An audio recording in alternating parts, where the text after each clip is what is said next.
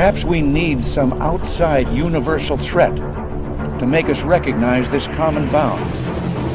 I occasionally think how quickly our differences worldwide would vanish if we were facing an alien threat from outside this world.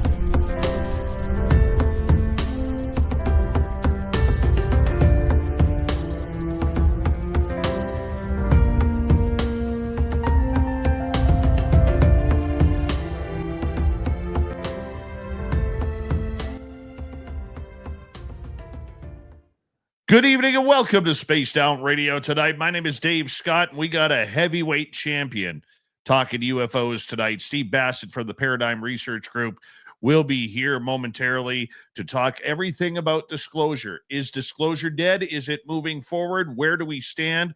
He will get to it here momentarily, but first, let's say hello to each and every one of you. We have Kitty Caddywhack in the gold medal position. Mel WD-40 with a silver. Tim Mothman and his goatee taking home the bronze medal tonight. Trucker Andrew, how you doing? Race fan, nice to see you. Attorney at large, Michael Morris, thanks for coming on in. Thunderbird and Weeruna, nice to have you guys here as we kick off roll call. There's Paramarv, thanks for joining us tonight, my friend, and putting up all the links for our guests. Kurt M, nice to see you as we roll on down here. And who is next on our list? Well, let's take a look here. Mel WD-40 is here lubing us up for tonight's show, because when you're talking UFOs, you always got to go in nice and smooth. So thank you, Mel, for the lube. We really appreciate it. And B is here, and B will be signing autographs after the show. Line up to the left of the studio, if you don't mind, to the left of the studio.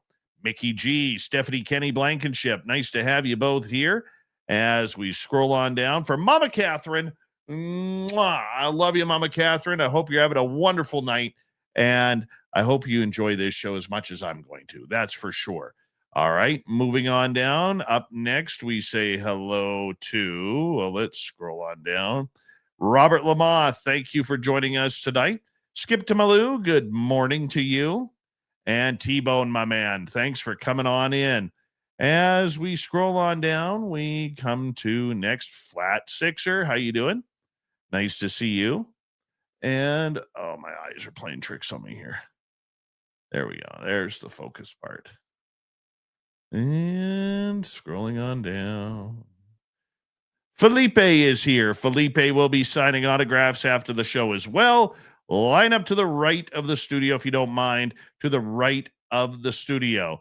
Les Paul Holland, how you doing? Nice to see you as we continue on with our roll call. Eternity Eternal. I think I said you already, but I'll say it again. Eternity Eternal.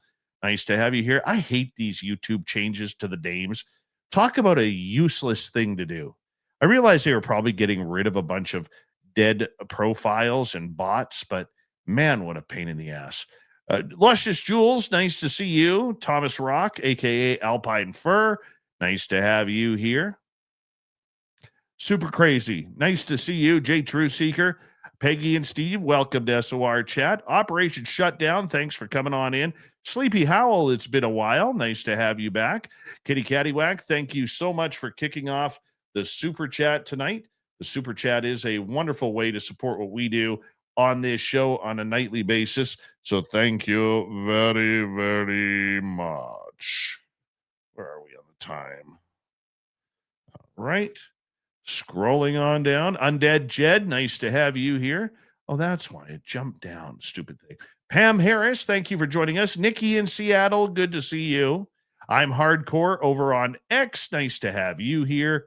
And who else do we have here? Shelly Heaton, nice to see you, my beautiful friend. And Algaray over on Twitch. What did he do tonight? Where is he? 3,000 push-ups at 7 minutes to warm up for Steve. That's a good run. Maker of Stuff, welcome to SOR Chat. Jessica McCreary and Frankie B, nice to see you.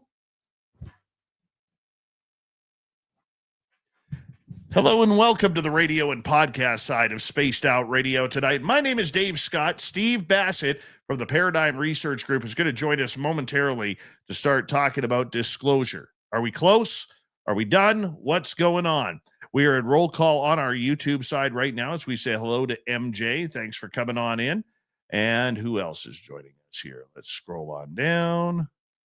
And Based AF, welcome to SOR Chat. He's a Calgarian. Means he's a Flames fan. Dangerous. Absolutely dangerous. John Jackson, how you doing? Delilah, nice to see you. And I think we're caught up. Super Chat is open. It's a wonderful way to support what we do on this show on a nightly basis. You can join our YouTube membership as well. Shop at our Spaced Out Radio store. We do not have ugly swag, people. No ugly swag. Throw those horns up. Let's rock.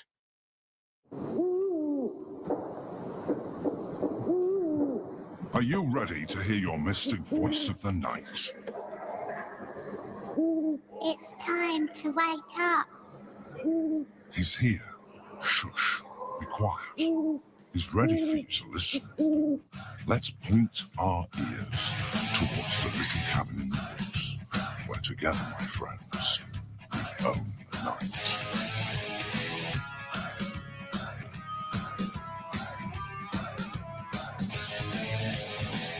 It's time for Spaced Out Radio with Dave Scott.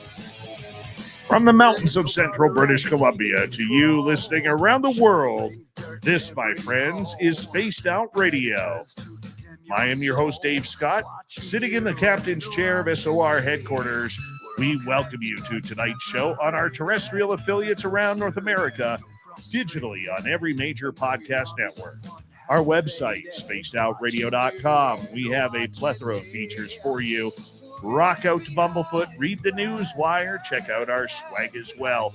You can follow us on X at Spaced Out Radio, Instagram at Spaced Out Radio Show, and on Patreon in the Space Travelers Club. Tonight's show is brought to you by Chive Charities. Help make the world 10% happier by listening to Chive Charities today. You can find them on our website.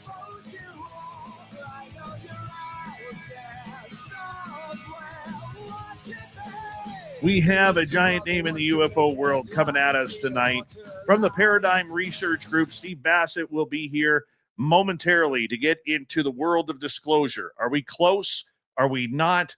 What is happening? He will know. Then in hour number 3, Swamp Dweller will join us with another creepy story. Follow that up. Robin Haynes will be here for the UFO report. Let's get right to it, shall we? Stephen Bassett is one of the most recognized political activists in the world of pushing for UFO and extraterrestrial disclosure. As the founder and executive director of the Paradigm Research Group, Steve has spent decades working to end government-imposed truth embargoes surrounding the UFO phenomena. Bassett has organized multiple disclosure press conferences at the National Press Club in Washington, D.C., briefing journalists, researchers, and political leaders on evidence of extraterrestrial presence. His passionate advocacy, media appearances, and public testimony have helped move the ball forward from the fringe into the mainstream, inspiring a new generation of truth seekers. Through Paradigm Research Group, Stephen has continued to campaign for formal congressional hearings on UFOs and the experiences of military and civilian witnesses. His ongoing mission is to hold governments accountable and push humanity toward open contact and transparency. ParadigmResearchGroup.org is the website. Let's bring him on in. My good friend, Stephen Bassett. It is always a pleasure to have you on Spaced Out Radio, my friend. How are you? Dave, I'm fine. By the way, that read you just put out that's way better than my bio. So like email that to me, please. I want to use that. I will definitely. I mean, it's better. Really. I will definitely email that to you. Yeah. You know, for our people who are tuning in maybe for the first time, never heard of you. And there are a few people, probably about 7 in the United States, that have never heard of you. No offense, just 7 out of the 340 million. 7 have never heard of you.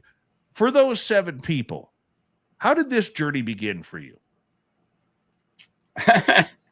Well, first of all, just a couple of things out of the way. I read the room, and that's why I decided to wear my hat here, right? The other thing, Dave, is that your leading graphics are starting to get a little strange. Have you noticed that? My leading graphics? Yeah, the leading graphics. You know, when the show gets really going and they do that graphic stuff, that cool stuff.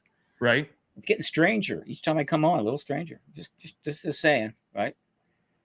And so, and then the last thing is this. This is the first time I've ever worn this hat on a podcast, and I don't know if the letters are right or wrong. Let me just put it up there, and you tell me if they're right or wrong. Can you read them? Whoops. Let me take a look here. Or are they turned backwards? My job is top secret. I don't know what something I'm doing. Even I don't know what I'm doing. Right. My job is top. This is. I think this says a lot. I mean, there's a lot of guys and girls over there at the Pentagon and in the deep legacy programs. Yeah, because I got this on Temu for like $3. I should buy like 1,000 of them and just ship them over there and say, hey, here's a hat for you guys. It'll be great. Wear it. Just all come in and wear it one day. I agree, man. I agree. You have tackled UFOs for the better part of 30 years now. And the prior part. Yes.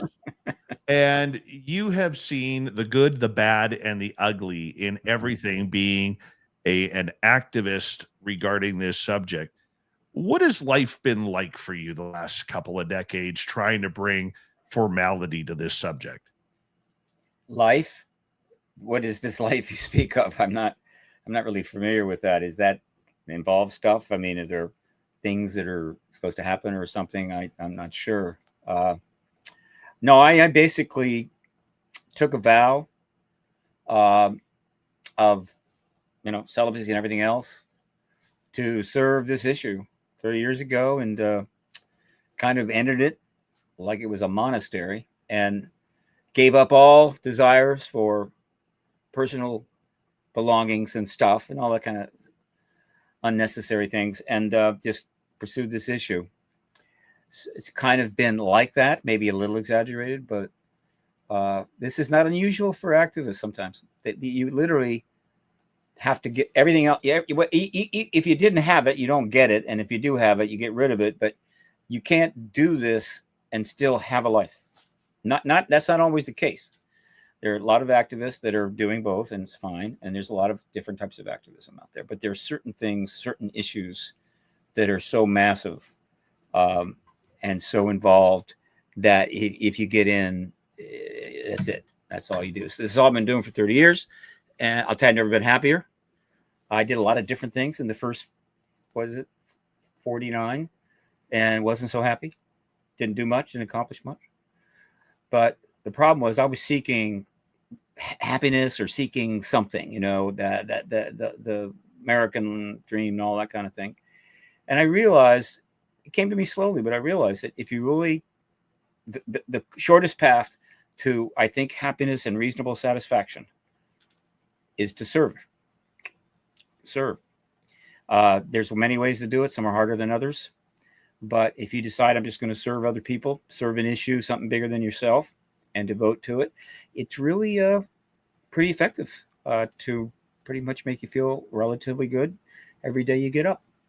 And I didn't find that until I was 49 and 30 years later. And, it hasn't all been wonderful, but it's never been in doubt, nor have I had any really second thoughts. And I'm still committed to the issue and will be to the end. So that's kind of it. It's just, I don't know if this is how common this is in big issues, but I think it is. So I have a lot of colleagues that have led more normal lives, and they look at me a little funny. It's all right. It's okay. But that's kind of been my path to serve. And that's all I'm going to do for the rest of my life. You have been one of the most passionate people about this UFO subject. I don't believe you've ever seen one. In fact, I believe you've told me you've never seen one. Mm-hmm. But this is a subject that is very much at the top of your heart, as you just said. the way life goes sometimes is funny because a lot of times we, as kids, we choose what we want to be. I want to be a firefighter. I want to be a doctor. I want to be a pilot, whatever it may be. I'm pretty sure you didn't have UFOs on your bingo card when little Stevie Bassett was running around the playground. Oh no. Well, look, I didn't run around the playground much. I was a withdrawn kid. Didn't really get out a lot. Studied, got good grades, that kind of kid. Nobody knows what that's like anymore, but apparently, we're a lot like that back then.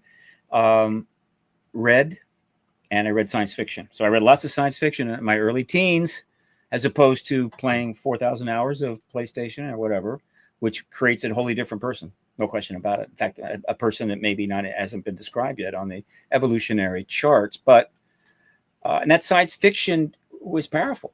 It was the golden age in the 50s. Golden age. Some of those stories are still being done now. Dick and Heinlein's stuff is now being made into Netflix series, and it holds up. So that was always there. And then that naturally, I was a little more interested in math and science and stuff. And so you kind of go down that road. And because I wasn't, because I was engaged in those kinds of things, the UFO stories that turned up, the articles and what have you, got my attention without question. And then the movie started. I mean, when I was the first one, I think one of the very first movies in big theaters was The Day the Earth Stood Still, but there's one other, but it's about 51. And so I was, what was I? I was like 5. So there's a good chance I saw it like the next year, but it may be I didn't see it until it was on TV. I might have actually seen it on TV maybe a few years later. I don't maybe saw it in the theater, but that's one of the very first movies I saw on this subject, and I liked it. And then more came, and I liked those. And so that kind of takes you down that road. All right. But it was cool. And I felt pretty comfortable that this was actually real, but this was fiction.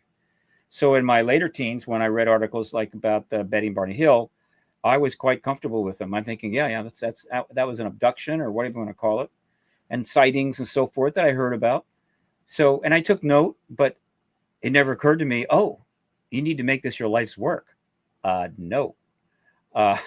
So, and then I just went on and studied, got physics degree, but there was no jobs, frankly, and I wasn't in a particularly good frame of mind. And it was like the late 60s, 1970, and all hell was, and I was mostly in Washington. All hell was breaking loose. It was a weird time. It was sex, drugs, and rock and roll. And again, because of my weird personality, I managed to miss out on all 3 of them. So, this is the making of a weird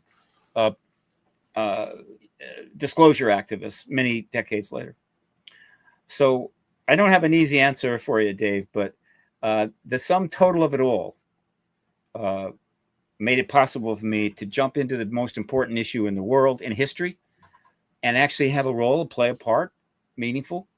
A lot of what's happening now is being taken over by heavy duty people with lots of degrees and careers in business and finance and government and what have you. They've moved in finally because some 70 some years of research and effort by people that didn't have those kinds of credentials. A few did. Endlessly pursuing this issue has set it up for them to do it. And that's fine. But I'm a little concerned about that. Let's put it this way. There's a change of guard going on. And the question is, what's going to happen to all the people that have put their life into this issue, their heart and soul in many cases, a lot of their money? I don't know. They're going to have to work hard to try to stay in the game as we move into the post-disclosure world. There's no easy way around that. Some are just going to say, hey, I did my part. Now I'm going to retire or whatever. I don't think we're going to be seeing any awards from mainstream culture once the big shots have taken over. But that's why I'm big on us giving awards to ourselves, to each other. That's why I had 6X conferences back in the aughts and gave away 36 some awards at 6 award banquets, which, and they were not trivial. I mean, they were very carefully thought out. And I still have a few back behind me that I wasn't able to give out. But if I can hold another X conference next year, I'm going to dig up some relatives and hopefully present those awards in person to the relatives of some very important people. So we're in a transition. It's going to be awkward. For somebody that's maybe in their 50s that have really devoted decades to this, it may be a little tougher than me because I'm almost 80. So it's not like, gee, I don't want to be shoved aside and miss out on decades of, work. No, I'll be pretty happy. But I think I have a shot at making some headway in the post-disclosure world. In fact, everybody in the field has a much better chance than if disclosure had happened back in the 80s or 90s. And the reason is the podcast revolution, the radio online revolution, you name it. It has changed everything so that almost everybody who really wants to can be on a camera and a microphone and talk about what they're doing.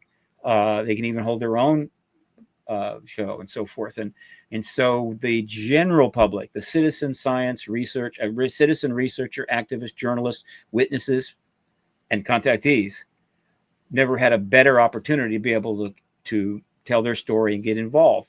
So in that sense, it's a plus. And so we'll see how it shakes out. And it's going to shake out, Dave, because things are about to rock.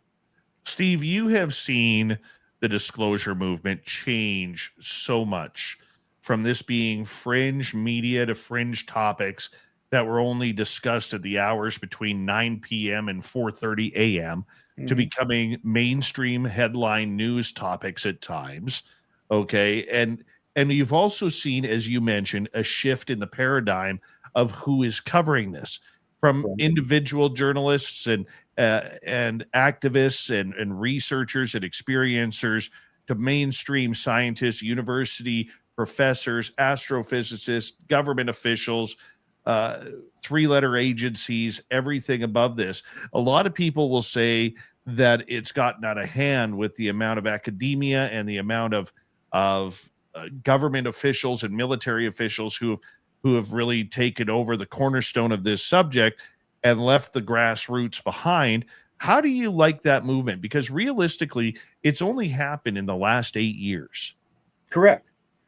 More has happened in the last 8 years than in the previous 70. As far as things getting out of hand, no, I think they're way in hand. All the effort that everyone was doing all those years, Friedman and going back to Ruppelt and all the researchers that we know and love that have passed, everything they were doing was to get to the point where the mainstream politicians and scientists and academics and mainstream media would treat the issue appropriately, right? And not bow to either intentionally knowing what they were doing or simply because they just assumed that what they were being told by the government was true, and not do that, right? And we've done it. We achieved it. It really broke 8 years ago, but there was progress over the years. Each decade, I think, was a little better than the last, though there might have been a dip or two in there, but the 40s, 50s, 60s, 70s, 80s, pretty much advancing a little bit in important ways. But the government pretty much had control. And where the government really probably should have known that the game was up, the question was just a matter of time, was given. It had already been like 60 years, let's say 53 years of citizen engagement on this issue, maybe 1,000, 2,000 books written, documentaries, thousands and tens of thousands of sightings, organizations formed, and so forth. It was totally in play, 53 years. And then toward the end of the 20th century, along comes the internet and websites and email and the ability of people to communicate at warp speed.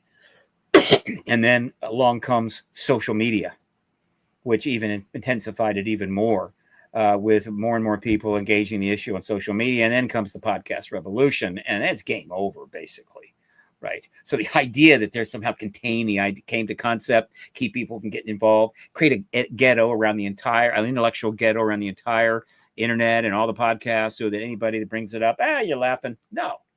So from that point forward, they were in a losing game. It was just a matter of when they were going to give up. And so that starts the end of the 20th century and starts picking up speed, makes reasonable progress, a couple of major setbacks. And then in 2017, kaboom, totally expected, not surprising. Who led the charge at that point? We know their names. It turned out to be, particularly 10 people, particularly 3 or 4 of them were dominant and have remained very much in front. It could have been another group. It just happened to be them. They made history. They will go down in history, right? Some people don't like them. Some do. Don't care. They made history and have had led the charge. And then along the way, more people have joined in. And so it's escalating very quickly. In the last 8 years, I have logged in 10,000 mainstream articles on this subject, which is pretty good, except in the previous years, going back from then, I'd only logged in about 8,000 articles, going back to 47. Now I understand as you go back in time is less access, and I can't link to them. But let's just say that media coverage is off the charts, and so you've got that. And so we have worked very hard to get to this point, and then the question is closing out the deal. All right, it's like in football, 5-yard line, very tough. Very difficult. That's when the defense who want to win the Super Bowl, they really toughen up. So those last 5 yards are difficult, and they have been difficult in this case. But I'll tell you as much as you want to know about where we are right now and why we are right close to a number of things, some good, some bad. But I'm telling you, the next 60 days are going to be historic. I think they're going to be talking about them for a long time. Why do you think the next 60 days are going to be important? We got 3 minutes to go before the break. Yeah, right. Okay. I will give you the 3-minute prologue to that. We've got major developments in the ET issue or in the political side. We have major developments in the research side. We have significant developments in the Congress. All right. And we also have very extraordinary standard political things about to go boom. So I'm not just referring to the UAP issue, disclosure issue. There's other stuff going on. A lot of it's coming to a head. It's going to go boom. And that's going to be part of why this era, 60 days rather, is going to be given a lot of scrutiny because there's going to be so much stuff to cover. So many interesting, exotic things. God knows where we're going to land come spring. I don't know. There's also the possibility of another war or two and the end of another war and possibly an escalation. And all of this is literally happening right now in one of the in probably the most volatile political time in the history of the democracy. Though I don't know much about the lead up to the Civil War, which is pretty intense. But what I've read, well, the world's more complicated now. So while it might have been intense, the modern world and everything else makes what would have been intense there 5 times more intense. And so we're just in it. I mean, we are in it and we're barely able to keep up. Even the media cannot keep up. It's an absolutely insane time in American political history. And nobody's quite sure where it's going to land.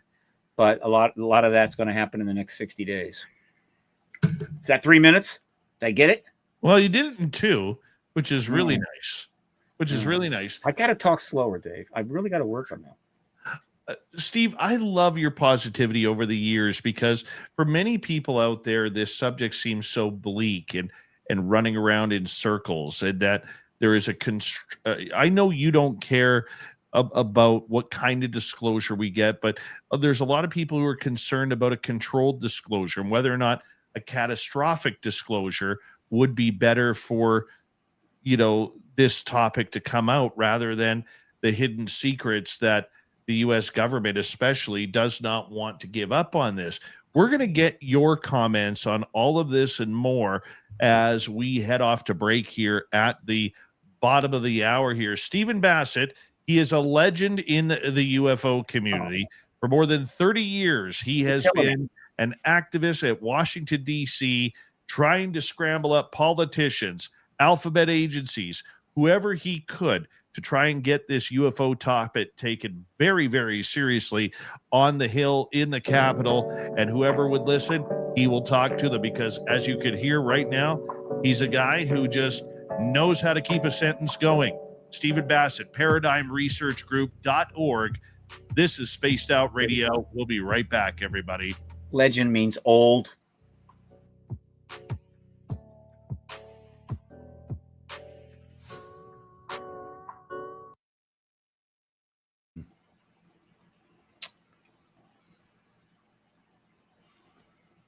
All right, we're clear. I got that in there too. Legend means old. I'm in a good mood tonight, Dave. We're gonna have a good time.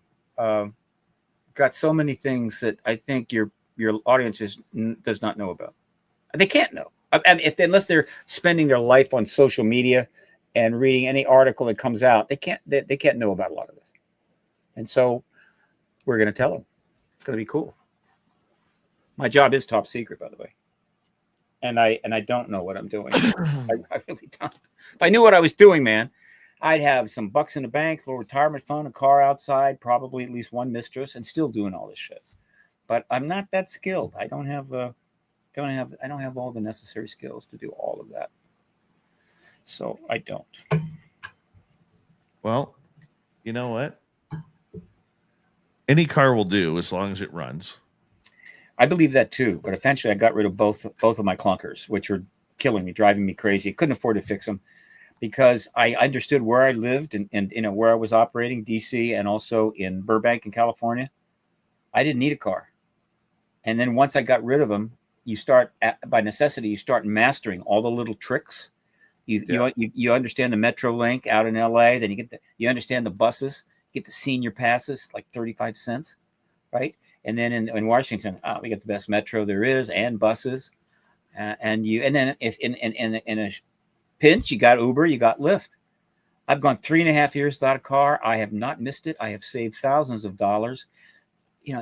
I'm not going to die in an accident unless some car runs into my bus. I don't think so. Have you driven in one of those driverless cabs yet? Not a chance in hell. When I was in San Francisco last year for UFO Con with Lori and Fenton, I saw them for the first time. And I was like, there is no freaking way that I am getting into a cab with no driver. Yeah, but you're sensible, reasonable. By the way, one of those just ran off of our cat. It was beloved in the community. He was like the pet cat of this wonderful store, and they just ran over it. I hope they sue that company for like $10 million. It's kind of like this. I get on a plane. I have no control. And I know that. I also know that the pilots are very, very skilled. All right. And so if something happens, it's unfortunate. And I didn't cause it. Now you get in a driverless car. All right. You're in the same rough situation in the sense that what happens, you're not going to cause it. Right. And so you're going to die because of that car. But to not even have a driver, and so you're going to die because of a glitch in the software, that friggin' thing, that's no way. That is insane. Plus, well, it's just stupid. There's so much money that could be invested in making all cars incredibly safe. The driver car is incredibly safe, requiring it and so forth. But no, we're going to spend billions upon billions of dollars to have driverless cars because a bunch of man babies running these billion-dollar companies just have to have a toy, and they'll make it, and most of the money will be wasted. They'll put a lot of drivers out of work. Yeah, that'll help. And the only way it'll really reduce deaths, and it could, would be if 90% of the cars out there were driverless. We might see the 30,000 a year death toll come down. But how long is that going to take? Meanwhile, we could make driving in this country much more safer and cut that death toll in half in much shorter time. So it's just more American stupidity. What can I say? I like driving. I do. I love it. I like it. I like it. It's just that the cost and the problem, the pains and the hassles and everything doesn't. And again, by the way, if I want to experience driving, I go and rent a car. I can rent a car, drive across the country, right? True. And I'm still saving a ton of money. But to have a car every day, have to take care of it, have to fix it, have to pay tickets, have to garage it, have to park it. I just wanted Jetsons mobile. We're in 2025. Why do we not have flying cars by now? That's what I want. Well, no, I'm sure we're gonna have flying cars, and they're gonna be driverless flying cars. Probably. You get in, no pilot takes you out, and it's like, if it works, great. If it doesn't, nobody's gonna care.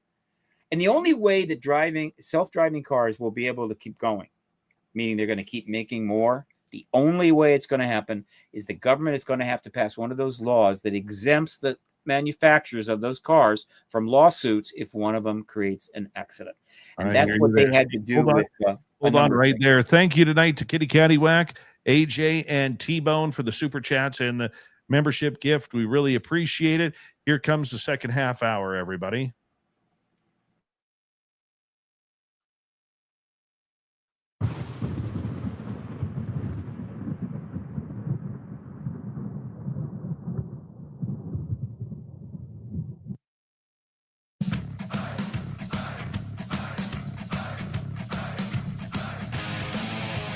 We're into the second half hour of Spaced Out Radio tonight. Good to have you with us. My name is Dave Scott. We very much appreciate earning your listening ears wherever you are on this beautiful planet we call Earth. Hey, we want to remind all of you that if you missed portions of this show or others, you can check out our free archives on YouTube or any major podcast network. Our website, spacedoutradio.com, we have a plethora of features for you. Rock out to Bumblefoot, read the Newswire, check out our swag as well. You can follow us on X at Spaced Out Radio, Instagram at Spaced Out Radio Show, and on Patreon in the Space Travelers Club. Here's Steve Bassett from the Paradigm Research Group. Where are we going with disclosure? Is it moving forward? Is it dying? There's a lot of people talking and speculating on both sides, but the ever positive Stephen says we're getting closer by the day. Steve, welcome back to Spaced Out Radio. Ever positive, Dave. No downside, no upside to extreme pessimism. Oh, your dry humor just makes me laugh. I know. All right, look. Let me just give you a quick survey, just to give people the bigger picture of what has led us to right now, just for this year. Okay, let's just go back to early in the year, very quickly. Not a big deal. A new president was about to be inaugurated on the 20th of January, and then 5 days before, his son happens to have a very popular podcast, millions of views, not I believe, partially because his father promotes it on his YouTube channel, right? And so, it's 5 days to inauguration. Who should I bring on as a guest? Well, how about Ross Coulthart and Luis Elizondo? Talk about UAP and stuff for a whole 2 hours. That was no accident. Okay, get it? All right. Yes. Let's move forward in time. And in May, we had, I think it was May, we had a very substantial briefing in one of the congressional briefing areas, but it wasn't under oath. And it was put on by the UAP Disclosure Fund, had about 6 or 7 witnesses testify, had an audience, was live cast out. A lot of interesting things were said. Just pick one. Representative Eric Burleson, who I really like, who is really helping to lead this issue. He's just a very straightforward guy, very honest, very down to earth. Didn't have, no pretense. If he wants to ask something, he asks it. And so he turns to Eric Davis and he says, I'd heard that there's different kinds of extraterrestrials, maybe 5 or 6 different kinds. And Eric, inside a congressional briefing room, one of the rooms, just turns to him and says, oh yeah, we got the grays, we got the reptiles, we got the insectoids, or whatever the hell he called them. And I'm going, and this is going live. This is being broadcast live. Say that's cool. Eric got a lot of press on that one. That was in May. And then later on in the year, we had another hearing.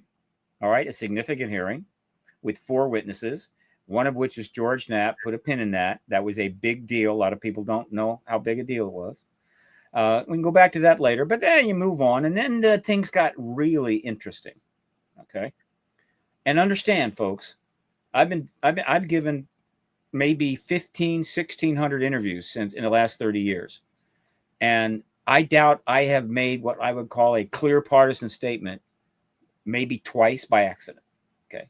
I don't go partisan in this issue. Get me drunk in a bar. You might hear some interesting things, but I don't drink much either. So just understand there's nothing partisan here. And so in rapid succession, here's what happens. J.D. Vance goes on a podcast called Ruthless and a couple of nice ladies, and having a good time. They're asking him. Before you know it, he's talking about UFOs. Before you know it, he's talking about the fact that he's obsessed with them, right? Wow. Yeah. And he just happens to be the vice president. That's never happened before. And so I'm going, whoa, what is going on here? Was that an accident? It was like he just felt like doing a podcast and, hey, let's talk about UFOs. No, a vice president's not going to talk about something like that, right? Like going on and talking about, weapons in space, right? Just because he felt like it. No. So it was only 6 or 7 or 8 days later, another podcast, the name I don't have in front of me right now, but who's there? Well, just another person in the administration, the director of national intelligence, essentially it's over all of the intelligence agencies. That would be Tulsi Gabbard, last time I talked. And she talks about the subject, UFO, whatever, ET's, giving her thoughts on it, generally not knocking it down. Wasn't quite as strong as J.D. Vance's statement, but it was important. And I'm going, okay, what's going on here? I'm getting excited. All right. And at my age, that's dangerous. Took a Xanax. I was okay. And I said, what's going to happen next? And it wasn't but a couple of weeks when a third podcast brought on an important person in the administration. It was Anna Paulina Luna, who is key to this issue. Chaired one of the hearings. She's on the oversight committee, the subcommittee, and she had been made the head of the task force on declassifying federal secrets. And if you don't think that's a very intense task force that's going to get a lot of attention or from the get-go, well, you're not paying attention. So she is a major player. So she goes on a podcast. Let's see, which one was it? Was it Dave Scott's Space Dad? It wasn't Space Dad Radio. Oh, Rogan. She went on Rogan, right? I understand he's a large audience. And that was the podcast that her boss went on that may have possibly got him elected. And so she is on Rogan, millions of people watching, millions more going to watch later. And she gets into UFOs. Of course she does. She gets into what she was doing in the Congress. She starts talking about that she's seen documents. She's talked to witnesses. She basically confirms again that there's non-humans here. There's non-human tech, right? And then she, starts really getting warmed up and she starts speculating, I think they're multidimensional. This is Anna Paulina Luna doing that on Rogan. It goes out to millions. Okay, so I instantly concluded and did about 15 interviews putting forth this very simple statement based on common sense.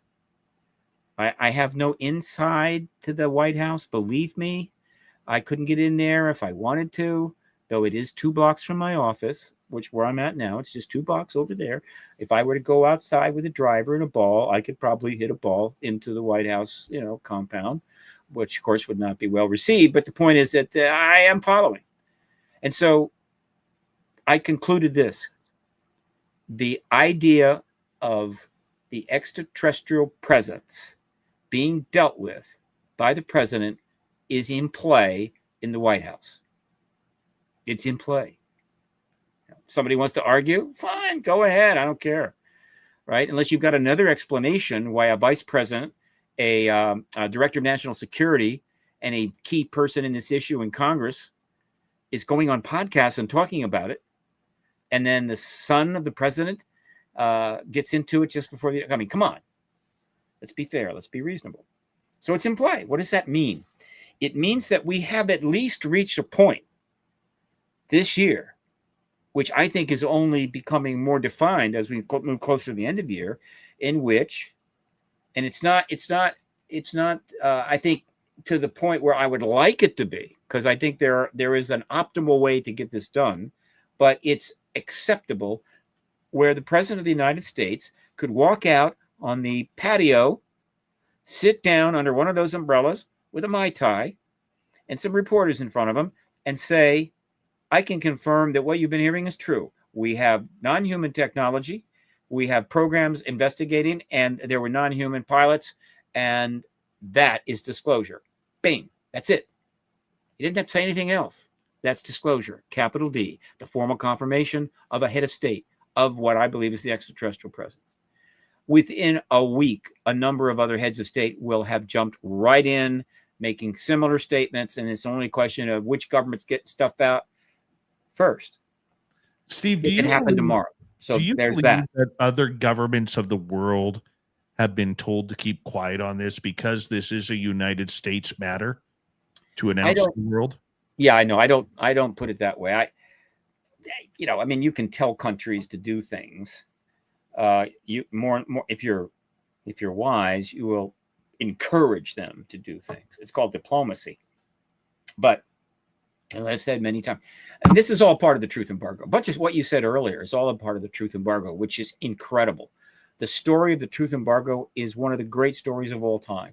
If the MacArthur grant people would just hit me with a MacArthur grant, I would then use that money in my Hollywood contacts and make the ultimate documentary about the whole damn truth embargo. Forget the ETs. Yeah, they're cool. But I'm talking about how the government dealt with this issue and everything that went on, which we don't know a lot because the records are buried under, some hotel in Las Vegas. But the point is that that's a hell of a movie. All right. So anyway, no, and I've repeated this many times. If I could write a book, it would be in the first chapter. It's like in 1947, we got a crash vehicle. We might have gotten around that time a crash vehicle from Italy in the 30s. But we know for sure we had a crash vehicle in Roswell, and they put out a press release saying they had it. Boy, if that press release had never gone out, let me tell you, things would have gone very differently.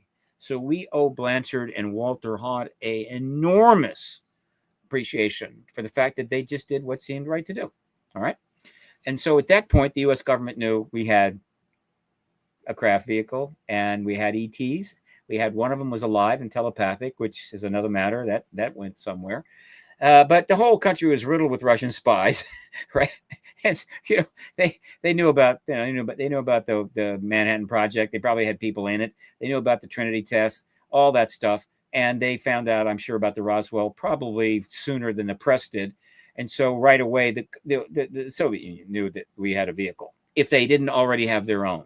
All right, so that's all in play, and of course, very rapidly, simultaneous with this other interesting development, all the people that were privy to the actions of nations, which is the intelligence communities and the high-level government, knew that missiles were going to be built, bombs were going to be built, and we were going to be facing a potential third world war. It would be nuclear. So, in other words, a nuclear arms race was humming, and it was inevitable, and we were going to have serious problems there. They knew all that, but we had the first nuclear weapons. The Russians had the second nuclear weapons. And so the Western world is looking at us and going, okay, you were key defeating the Nazis. You've got the early nukes. Your economy is going like crazy. You're the most powerful nation in the world. Nobody on this planet is in a better position to defend us against the inevitable Soviet threat that's coming, right? And so for their attitude is whatever you want, Mr. President, whatever you want, United States, we're with you. You don't want us to talk about this? No problem, right? You don't want us to go there? No problem. We are deferring this to you until at such time you feel it's appropriate. And that's why they have stayed in line and nothing really has changed. Please don't, I'm sure UK doesn't think for a second that modest little nuclear weapons program they have and a couple of submarines, whatever the hell, is going to save their ass. It's not. All right. We are the only thing that prevents grotesque actions against our wonderful allies. And so they have not changed their mind yet. Okay. Now, the other countries, as I've stated, and again, I haven't done major research. This is mostly common sense. If someone has inside information, write a book, I'll read it. But we quickly had two major enemies, China and Soviet Union. China got the nukes later, but they got them. And so why didn't they disclose? They could have. It would have been cool. They'd have gotten a lot of credit. And the only answer I can give is this. They were rigid ideological control states. Very early on, stayed that way, and only things started to get a little loose maybe as you got into the 90s. The point is that they were ideological control states. And how do you keep people in line? By making them focus on the party, the red book, and the leader, and don't give us any grief, right? Stick to the concepts, stick to the basics. We'll be okay. You go wandering off in the wilderness or get weird, we don't like that. And so the idea that the Chinese people would learn in the 50s or the 60s that, my God, there's other civilizations out there. There's actually entities from those civilizations here cruising around doing stuff that the Chinese people can't do. It's not conducive to a ideological controlled state. China went nuts over people practicing Falun Gong. Somehow they thought that was going to bring down the Chinese Communist Party. A lot of people went to jail. Same thing with the Soviet Union. Stalin was too busy having 7,000 statues made of him. I think he had the record. I think he still has a record. 6,000 or 7,000 statues of Stalin were, and the party line. And so the Russian people were not going to find out about the ET presence, not from the Soviet government. They want them to stay in line, do your job, don't give us any crap. And so you put all that together, and you've got a global embargo in which the U.S. is the lead in a sense in terms of the amount of activity going on and so forth because of Roswell, I guess, and because we're a democratic republic and our people have a lot of freedom. And we kind of led through these 70 years. Other nations have kind of got in a little bit, right? Russia did a lot of research in China. People weren't being harassed for doing that kind of research as long as they did not get political, right? And the net result is, as of 2025, no head of state has ever formally confirmed that there's ETs here or there's advanced non-human technology here, to be politically correct. And there's craft, and we have the craft. No head of state has done it. And that, because of that, the potential for this issue to change and alter our world, advance things in many ways, really present interesting opportunities has not happened. It's all been classified like so many other things. And the result of that lie, which if it could have been maintained as a absolute lie, meaning nobody knew, right? They told you this and you said, okay. But no. And there's stuff like that. The government has plenty of things like that are totally secret. If you ask them about it, they'll lie, but you don't know what it is. And so what no big deal. But the ETs, unfortunately, pretty much do what they want. And so as the years pass, the ETs do what they want, the lie goes on, and the whole thing is just not adding up. And so it's becoming toxic, particularly in Western democracies like ours. And so the pressure builds up as we move towards a resolution of this, which is going to have to be disclosure. All right. So that's my answer to that question. Now let me get back to the fun things that are going on. And so I talked about that and the fact that right now we're at a place where the president could step out and it wouldn't be catastrophic. And I'll take a sidebar here. Right. As far as catastrophic disclosure, look, everybody's got a definition. I don't know which one works, and I don't really care, but it's not a term I use because it's not precise. For some people, catastrophic disclosure is disclosure. Some people, catastrophic disclosure is dumping everything out and creating chaos. Some people think catastrophic disclosure is another head of state does it, and we're sitting there with sloppy seconds. So what the hell is it? What I will say is there is a way to do this that's not irresponsible. And so we want responsible disclosure. If we get that, we'll be fine. I think a lot of people are leaning towards catastrophic disclosure, Steve, so we got about 5 minutes here. But which one? Because which one are they leaning to? Well, I think they just want all the doors open.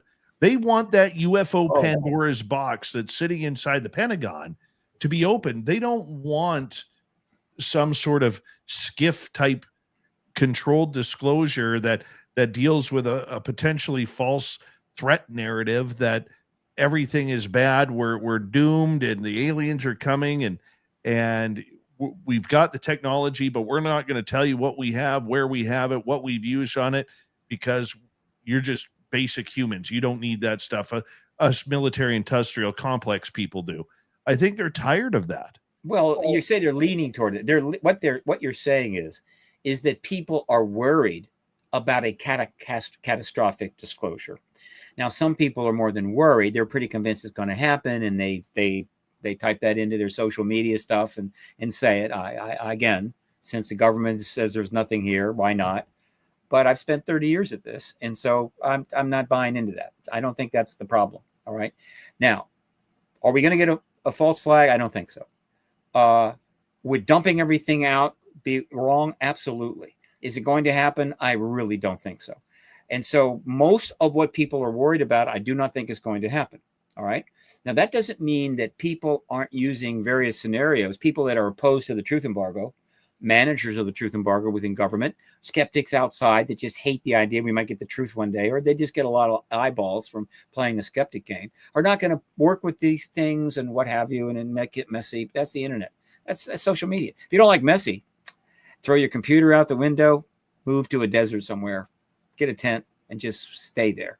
So my job as an activist is to kind of cut through all of this and sort it out so that it makes sense and people can kind of stay cool, stay chill. And so what is likely to happen, most likely to happen, is what we've been trying to do. There will be the full bill, the full UAP disclosure. Notice that term. That's the term that they used. Disclosure Act will be passed. It may or may not have eminent domain. That's not critical. There may be a separate whistleblower protection law. No problem. You can do that. Amnesty, whatever. Those will take place.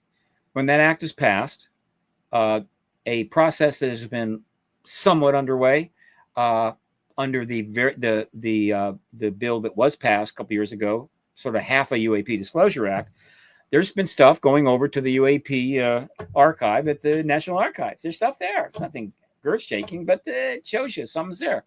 And so what will happen with the full act is stuff starts coming through. There will be a review panel. Right now, they're leaning towards a review panel that is appointed by the Congress and not the president. There's a lot of concern about a presidential review panel. No problem. I don't care. The review panel will decide, goes, stays, goes back, whatever. But whatever, the process will, like a conveyor belt, will go on for a number of years while everything comes out. And, of course, the president will almost certainly have already disclosed. In other words, the UAP Disclosure Act is the idea that that's going to get underway and stuff's going to come forward, but the president's going to be sitting back going, well, I'm waiting for something really cool to come out. And then I'm going to come out and say, yeah, their ETs are here. No. It's more likely that the president will disclose before that act. Well, it's probably is likely that the president will disclose before that act is passed, or will disclose not long after it's passed. All right. And hopefully not be getting sloppy seconds there, meaning the act is about to pass. Another head of state jumps in and grabs the ring, does a little dance on the stage, and heads out to get their Nobel Prize. Sloppy seconds, you get nothing. All right. And so that is what is going to happen. It's orderly. It's responsible. The UAP Disclosure Act does it in a reasonable way. And some stuff will be held back for legitimate reasons, but under the act has to be, how would you say, cataloged and so forth. The act does the job.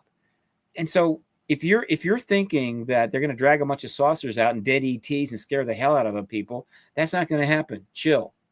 If you're thinking we're going to probably get it over time and in an appropriate way, that's more likely. And by the way, just because they're not prepared to bring any of the saucers out or the crash vehicles for an analysis by MIT students doesn't mean they won't confirm they have them. And so trust me, once formal post-disclosure gets underway, there's going to be plenty to keep the world satisfied with the process of revelation as it was. And so we will then move into the post-disclosure world in a totally different place, I can assure you. And so, but because of the truth embargo, which won't confirm, because all of the speculation technically has a place, and there's all kinds of people willing to come forward and add to that. Some are making it up, some are real, but you can't prove it. It's crazy. It's not constructive. If you did science this way, we'd still be living in caves. But when it comes to something like this, well, it's not at the scientific method level. It's okay. And it's not just science. It's almost basic forensics. The point is that we're close to that happening. And that's what I suggest will happen. And people should just chill and not buy into anything hysterical associated with this issue online, right? Treat it as like a film. Treat it like a movie, right? Give it a rating. Give it a rating on IMDb, but don't buy into it. Steve Bassett from the Paradigm Research Group. We have him for another hour here on Spaced Out Radio. We continue right after this. This is Spaced Out Radio with host Dave Scott.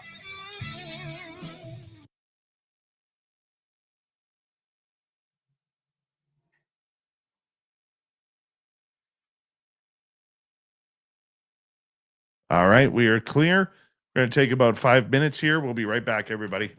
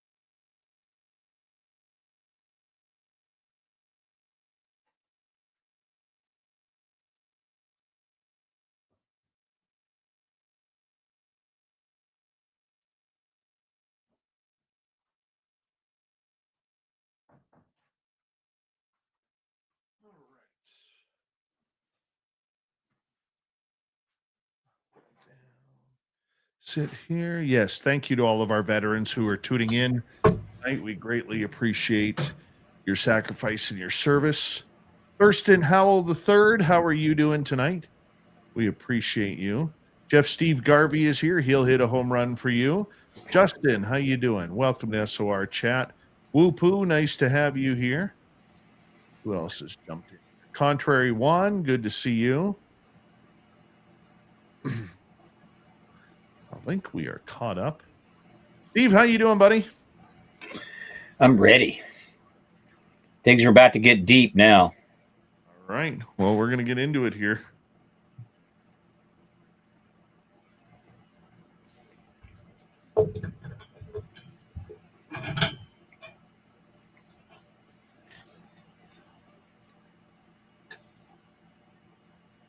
All right, we're coming back in 8 seconds. Thank you, Kitty Caddywhack, AJ, and T-Bone with a gift membership. Here we go, everybody.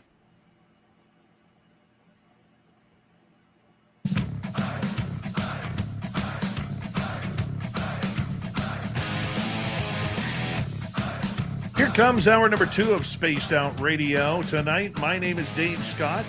Thank you very much for tuning us in wherever you are on this beautiful planet we call Earth. Hey, we want to say hello to everyone tuning us in on our terrestrial affiliates around North America, digitally on every major podcast network. Big special shout out to Len Novin at the Rattler, because I know he listens while he's tucking himself into bed, getting his nighttime snack right before he dozes off. So thank you, Len, for allowing us to broadcast on the Rattler each and every night as well. Our website, spacedoutradio.com, we have a plethora of features for you. Rock out to Bumblefoot, read the news wire, check out our swag as well. Follow us on X at Spaced Out Radio, Instagram at Spaced Out Radio Show, and on Patreon in the Space Travelers Club. The Desert Clam has set the password for tonight in the SOR Space Travelers Club, Scapulomancy. Scapulomancy is your password. Use it wisely, Space Travelers, as the Clam sets the password each and every night right here on Spaced Out Radio. From the Paradigm Research Group, longtime UFO advocate Steve Bassett is with us tonight. We love him around here. He's one of the best in the business when it comes to knowing what is happening in the UFO world, and he's blessing our airwaves tonight. Stephen, thank you so much for being here. Thank you, Dave. Disclosure advocate. The UFOs don't need any advocacy, right? They're fine, right? Disclosure needs the advocacy. Well, they may need some counseling after seeing what they're seeing on this planet. I'm sure they have access to their own interdimensional counselors. So, okay, look, in the first half, there are about 6 lanes on the highway to disclosure right now. And we covered one of those lanes in the first half. And that was the lane about what's happening with the Trump administration and people very close to the president and high in the administration coming out and making these statements one after another. That's a lane. Now we're going to talk to another lane. Now this one, we're talking about a 4-month period starting in early September. So we're just talking 120 days, of which we're only about a little over halfway through. So it starts early September. There's a hearing. It's the 3rd major hearing on this subject, chaired by Luna, okay, backed up by Eric Burleson. And there were 5 witnesses. I could do a whole show on that. Not going to do that. But there was one particular witness that was extremely significant. I knew that. Not everybody did. All right. I'm talking about George Knapp. George Knapp is of all the professional journalists in the world, meaning they're professional journalists. That's their career. No professional journalist, as part of their career as a journalist, has done more investigation on this issue than George Knapp. 40 years, maybe more. No one's close. There's some journalists who've done nothing but that, but they're not professional journalists. They're just kind of ET or UFO journalists. That's okay. But even then, Knapp. Okay, so he's got this massive amount of information. He's always had it. And it took only 45 years for him to finally get in front of a congressional committee. And there he was. And so, and why that's important is this. Knapp did something extremely significant, whether he understood that or not. I think he did, is that in his written statement, which every one of the members, every one of the committee witnesses made, he refers to the Russian shutdown, Russian turn-ons. All right. In other words, the nuclear tampering stuff. And so he brought it into play that way because that was set into the congressional record. And then when he comes to be to testify, and it was Luna that was, I think, questioning him. Before he testified, he's got to read it. But before he could get to that part, Luna starts engaging him in testimony. And I was really worried that would not get in play. The whole issue of nuclear tampering is absolutely the most important issue in this field. And he put it in play in his written statements. She starts to interview him. There was a video and so forth. But at some point, it went to Eric Burleson, and I had I don't know if he got the text. Doesn't matter. I had his private phone, and so I texted him to ask him about the nukes, and he did. And so now he goes into a discussion and brings up the nuclear shutdowns, which are in the U.S., and the turndowns in Russia. And so for the first time in the history of the United States and the world, right, the matter of the shutdowns of nuclear weapons was put in play under oath to a committee of the United States Congress, and it was by George Knapp. And then so that was absolutely essential, particularly because a lot of effort has been going on by a number of people, Tyler Roberts, Danny Sheehan, myself, and others, to finally get Robert Salas in front of a committee under oath. He is the leader of the firsthand witnesses, some of which have died, but there's still some still alive. And of course, he's written 3 books. He helped with Hastings' book, which is the preeminent book on UFOs and nukes. And he should testify too, if that were possible. It'd be a shame if he didn't. And so he can bring in 3 or 4 witnesses that want to testify, don't need to be persuaded, to testify next week. And we've been trying to do that. We got him a meeting with Mace. He had a meeting with Burleson, actually following that hearing, actually. And so, and I've been on the Hill putting information into the offices. So every one of the subcommittee offices know about the nuke witnesses, led by Robert Salas. Every one of the Senate Intel offices got information, lots of stuff, written statements, video, all kinds of stuff. You know, that's one thing I can do. Walk around, shove stuff under the door, whatever. So they know, but they still weren't reaching out for a number of reasons. We could go into that later. The point is that my number one immediate activist goal is to get nuclear shutdown witnesses in front of a hearing under oath, because what they're going to testify to, which has been completely established, the Department of Defense tried to unravel that by putting 2 ridiculously bogus articles in the Wall Street Journal. I don't know what has happened to the Wall Street Journal. They must have been out to lunch that week or something. And they were totally embarrassing and totally nonsensical. And it didn't work. The point is that testimony is probably the most important testimony you're going to hear in front of a congressional committee. It is the nuclear shutdown. Can we get that testimony before they all die? Right. And one of them is in very bad health. Robert, though, man, he's a trooper. And there's others. We want that testimony. It is in play. And so that hearing, amongst other things, advanced it. That's early September. All right. And so as we move forward, all right, the UAP Disclosure Act comes up, and everybody's wondering what's going to happen. It's the 3rd time around. And it's in play during those months, September, October. And it's important because just being in play generates news. It generates awareness. It gets the Congress involved. What are you going to do? What are you going to do? And again, you go back even a few years, and the idea of a UAP Disclosure Act floating around the Senate, engaging in a House, insane. Never going to happen. It took almost 75 years to get there. And so where that bill is now, just for your information, is that my understanding from sources is that it's not going to be submitted in the NDAA for any number of reasons. As you know, the last couple of months politically in the country right now, it's been a little bit traumatic. And so they're not going to be able to get it in.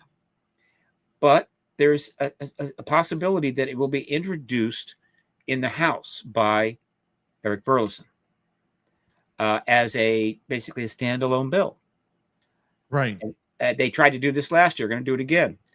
And what are its prospects? I don't know, but I have heard that a significant change may have been made in the bill that may make it more palatable this time around, because the presidential review panel was a big problem for a lot of people, including the politicians. You can imagine that, right? Because whoever the president is, there's a party that's not his party, and they're going, we don't want that president. And so I think the bill he's going to submit at some point, assuming that happens, and again, you never be for sure. You can only kind of try to follow this stuff as best you can, and things change all the time. It's going to include, the panel will be a congressional assigned panel. In other words, the House and the Senate will pick the review board, which is a lot more palatable. And so that's in play. Who knows? It could happen, right? So that's going on. All right. So meanwhile, another conference has been put together that's quite extraordinary, that's going to take place in December, right about the time this stuff is going on. And I'm going to take a few minutes here. It's called the State of the World Forum. And it was going to be held at a very substantial hotel in Washington, D.C., 50-some speakers coming in from around the world, but the situation made it almost impossible to do that. And so they decided that this event would be online. And so the State of the World Forum will be online from December 14th to December 17th. Available. There is a beautiful website up, still being tweaked a little bit, stateoftheworld.forum, and you can go learn all about it. Now, why is it important? This gets complicated, but I'll do my best. There were 6 other State of the World forums held back in the 90s, I think from 95 to 2000. And they were very big deals. They were in San Francisco. They had substantial audiences. I think one of them was charging $5,000 a ticket. Heads of state were attending, particularly Mikhail Gorbachev, because he was key to setting up the State of the World Forum, because he met Jim Garrison, who was a very well-known activist at that time. And they made a decision that the end of the Cold War, the collapse of the Soviet Union, was a sea change, a paradigm shift of such potency that it could literally affect in a dramatic way, how things might change in the future, how we could get out of the mess we've been created and move in directions that were going to be helpful to everybody, all countries, all peoples. And so that's why they did the State of the World Forum.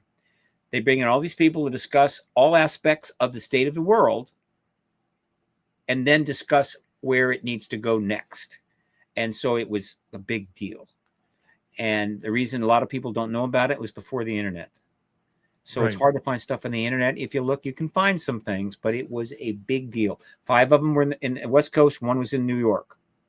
And then guess what happened?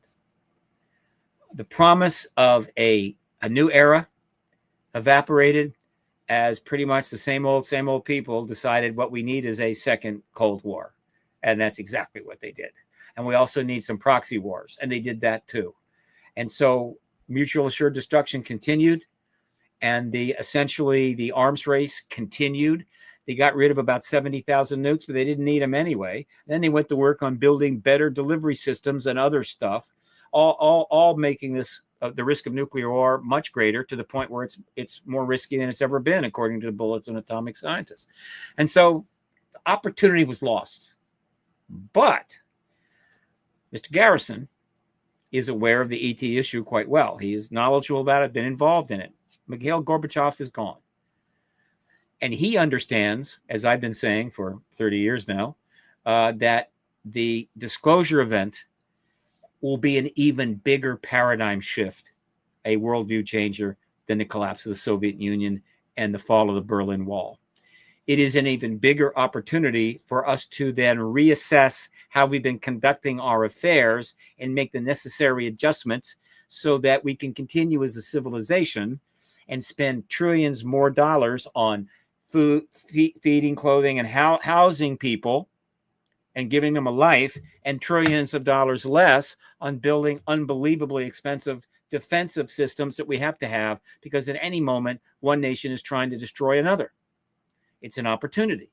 And so he decides, let's have another series of 6 State of the World forums, starting with this online, November 14 to 17. And then they're going to have 6 more in probably 5 different countries, maybe one in again, not online, maybe one in the US, but also other countries, as we hopefully take advantage of what I believe is the paradigm shift that disclosure is going to bring, which could happen in the next month or 2 or tomorrow.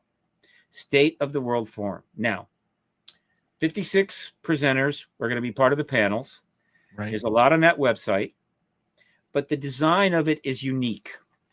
And it couldn't have been done back in the 1990s, but it can be done now. It's the 4 intelligences. They're going to present people addressing the 4 intelligences, but in the same panels, right? In other words, they're representing these 4 groups, 4 intelligence, but they're then communicating with others in the other group. And what are the 4 intelligences? It's pretty cool. One of them is the extraterrestrial intelligence. No brainer, right? Another one is artificial intelligence, which wasn't a thing back in the 90s, okay? Another is human intelligence, all right? Which, as it turns out, is a lot more interesting than we have known, because of we're about to enter the age of psionics. And then Earth intelligence, because our Earth, the entire living world around us, is a way more complicated and far smarter than we know. And so there's going to be people that can speak to all of any one of these 4. They're going to communicate about this. And the idea is, to the extent that if we understand and integrate these intelligences in a way that's constructive, we can move forward and build a world that we could fall in love with, right? That isn't like it is now. And that's a pretty big deal. Now, why am I bringing this up? Well, by the way, just between you and me and your viewers, I am a sponsor, and as a result, I have a discount code. So if anybody wants it, get in touch with me by email or whatever, phone, email, chat, whatever, and I'll give it to you, and you can save quite a bit off the price of this. But this is coming up now. One of the people that's going to be on that 56 is Bob Salas. All right. Good. Again, talking about the nuclear issue, the shutdowns and so forth. He says, this is going right. And then there's going to be another hearing, and he may be there. So all of this is coming together very nicely. Now, to give you just a quick taste of the hearing, just a few more people in the area of human intelligence, right? We know that humans are able to do things with their brains that supposedly they can't do. And we knew about that a long time ago. Quick story. When they got the ET at Roswell and any other ETs, one of the things they found out right away, if they were alive, is they were telepathic. So very quickly, we learned, and our government learned, that ETs can telepathically communicate with humans and read their minds, which means telepathy is totally real. And so that meant they immediately had a tremendous interest in finding out how it worked and the implications of it. And they started creating these programs to deal with what we now call psionics, anything that was what would call paranormal regarding the human brain. They studied it. And these programs were deeply classified, and they didn't start leaking out until decades and decades later. They studied telepathy. They studied remote viewing. They studied psychokinesis and some other things. They studied anything related to these, what we'll call not acknowledged or understood human brain capabilities. And the principal reason they were doing it was to weaponize it, which, well, that's just what they do. And so now, 80 years later, so much is leaked out, so much public engagement, that these things are now becoming part of the standard model of our world. And telepathy is leading the way. And Diane Hennessy Powell's work on telepathy is a breakthrough. She will be at that conference. She will be part of the presentations and the panels and there's going to be others addressing it. So this gives you a sense of what's coming up there. All right. So what else is going on? At the same time this is happening, some major scientific things are developing. And new groups are forming. New groups, substantive groups with substantial backers and players doing very, very mainstream, heavy-duty stuff are forming as fast as I can keep track. Let's take one of them, Enigma Labs. It's not been out that long, right? And what have they done in a short amount of time? They created an app to bring in certain types of sightings, got people using it, and in a very serious, sophisticated way, they've been chronicling a lot of sightings, particularly sightings near the coast. Net result, it's now coming out, the work is coming out, that they've chronicled 9,000 abnormal underwater sightings off the coast of the United States. 9,000. They're called... What do you think about it? What do you think about Enigma Labs taking most of those cases from MUFON's database? I don't know what cases they got from MUFON's database, but they also have cases that are coming from their app, and they've put them together and thus created a thing. So now there's a lot of coverage of that. If they're not giving MUFON the appropriate credit, that's not good, and they should do that. But the breaking news now is we have this substantial database of 9,000 underwater objects that are not acting the way they ought to. Now, we know this is a real. Gallaudet has testified to unidentified submerged objects and so forth. We know the ETs go underwater. We know that they're transmedium, but this is an organization that's doing that. So that's kind of a big deal. And then there is the work of Beatrice Villarreal. Okay. Yes. This is a big deal. All right. Beatrice is amazing. What has she done? Well, first of all, she works for the Narita.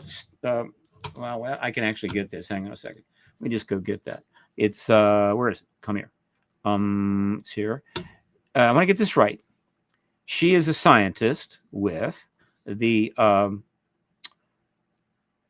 Nordic Institute of Theoretical Physics, which sounds pretty substantive, in Sweden, which is one of the countries that gives away the Nobel Prizes. And within that entity, she created a project called VASCO, VASCO, which has a cool name: Vanishing and Appearing Sources During a Century of Observation. So, for those that haven't heard about this, it's not that complicated. She had the thought to go back and start looking at the extremely well chronicled and documented and archived astrophotography plates of the near Earth or the stars, whatever, and go in deep and look at them. I think 2,600 plates, and start seeing any changes that might occur between one plate and the next time that same space was photographed. And they went even further. Anything they saw that looked interesting, they then dated it. And so what was eventually peer-reviewed, mentioned peer-reviewed, it's been, I think, 2 peer reviews, there'll be more, was this. And this is so elegant. Not all science is like super complicated, like breakthroughs in nuclear physics or quantum mechanics or whatever. Sometimes it's just doing something that's obvious and incredibly significant. And so what they discovered is there are thousands of instances where something is up there and then a short time later it's not. And then they chronicled these instances, and there was a very way above normal correlation between these things being there and not being there right around when we're doing nuclear testing. Now, hold that thought, Steve, because we do have to go to break at the bottom of the hour. We're going to get Steve going here in the next half hour, and we're going to ask him about Carl Nell. Yeah. Is disclosure dead? Big topic on Spaced Out Radio. You're listening to Spaced Out Radio with your host, Dave Scott.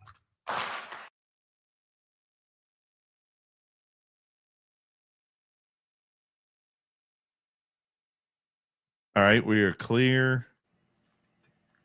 Yeah, I'll finish up with her, and then we can go to Nell. And there's other stuff. Yeah, Beatrice is doing amazing work. She really is. Oh yeah, well, I think she has a definite shot at a Nobel Prize. Oh, for sure. If it holds up, right? I mean, it's not deep science, but it's beautiful science, basically done. Nobody did it. It's done it before.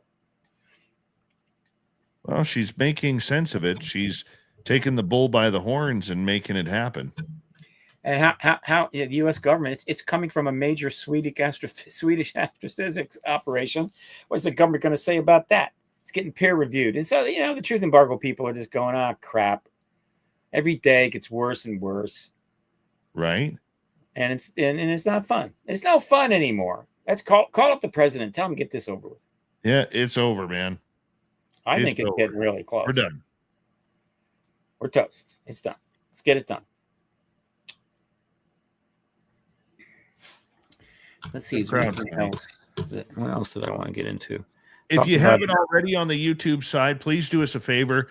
Give us a thumbs up. And don't forget after the show to make a comment, because the algorithms really, really like when you do that. And it really helps our show grow. So if you could, we would greatly appreciate the love and support by a thumbs up. Doesn't cost you anything. No, doesn't. I promise you. So hit us up if you don't mind. We'd be thankful. And Filth will maybe give you a cookie, because he likes giving away cookies.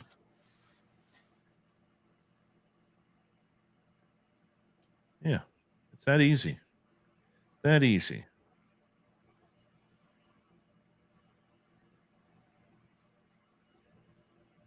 All right. Hype the video after the show. Maybe. If you're lucky, Luscious Jules. If you're lucky.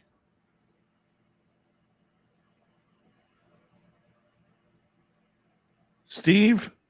Yes, sir. Are you planning on coming to the West Coast again soon? December the 8th, and I'll stay there in LA through the to the 20th. 8th to the 20th. Nice. What are you doing out here? Oh, the Hollywood Disclosure Alliance has got a. Are you in the Hollywood Disclosure Alliance, Dave? You should be in the Hollywood Disclosure Alliance. You are? Okay. Good. Yep. We got that party, man. I hope you can join us, right? Well, it'll be difficult. Oh, okay. Being up here. What's up here again? British Columbia. Oh, that's right. You're not in California. No. I need to come to British Columbia. It's a fantastic place. It is nice. Incredible. Get 500 people to pay $20 to come see me. I'll come up there, give a speech, we'll make some money, and then we'll party at some cool British pub or Canadian pub. It'd be great. I can do 2 hours standing on my head. You know that. No, I would have never known. Julie Rios, how are you? Hope you're having a good night.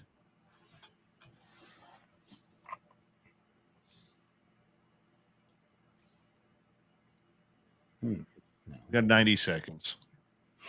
Mm-hmm.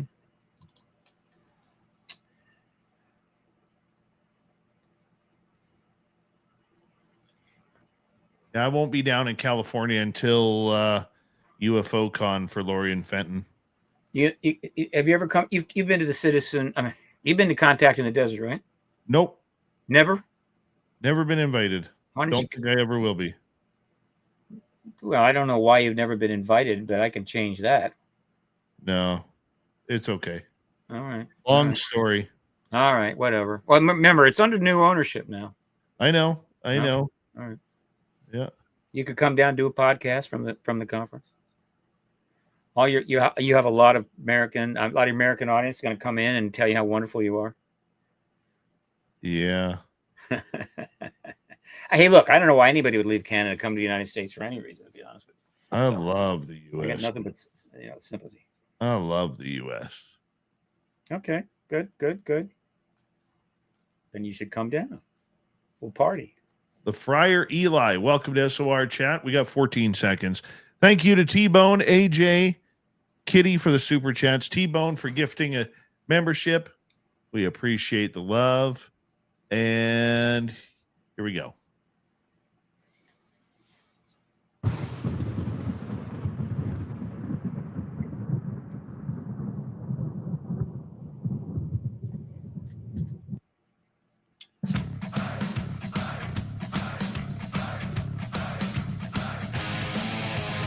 Here we go with the second half of Spaced Out Radio tonight. Good to have you with us.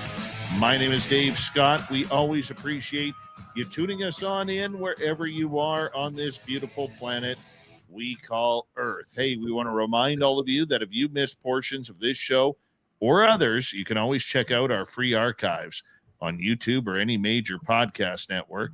Our website, spacedoutradio.com, we have a plethora of features for you. Rock out to Bumblefoot, read the news wire, check out our swag as well.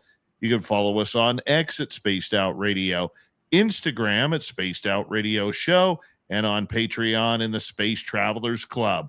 Final time tonight, we say hello to a great guest, great friend of this show, Steve Bassett from the Paradigm Research Group, and he is pushing big time in Washington, D.C. for disclosure. You wanted to continue on with your previous statement about Beatrice Villarol, a European scientist who has written a peer-reviewed paper about the UFO phenomena. Yeah, because this is one of two significant scientific developments. These are turning up all the time now. The truth embargo can't stop it. So essentially, they examined all of these plates, and there were just all these instances where something was there, and then the exact same location was photoed again. It wasn't there. It could have been passing by, right? I think there were cases where it was in a frame, and then it was in a second frame, and then it was gone in the third one. Whatever. The work is pretty straightforward. I think the peer review process. Oh, Steve, you froze up on us. Just going to take him out, try and get him back in here. And maybe his computer died. I don't know. He talks so fast that, you really have to, I think he wore out his microphone. That's what I think happened. He wore out his microphone. We'll get it back here momentarily. Do you agree with what Steve is saying, though, while we wait for Steve to come back? Do you think that government disclosure of the UFO way is the way to go? I don't know. Sweet Robbie G on our weekend show, he's a big catastrophic disclosure kind of guy. He really is. He thinks that this is about the public. He believes that this is about the way it should go, because that way it gets everything on hand. It's kind of like when you go all in poker. Okay. Like when you go all in poker, you have to show your cards. You can't sit there and say, I'm all in, get called, and then not show your cards on the table. It's not the way it works. And that's what I think we need to do with the disclosure movement. Let's put all the cards on the table.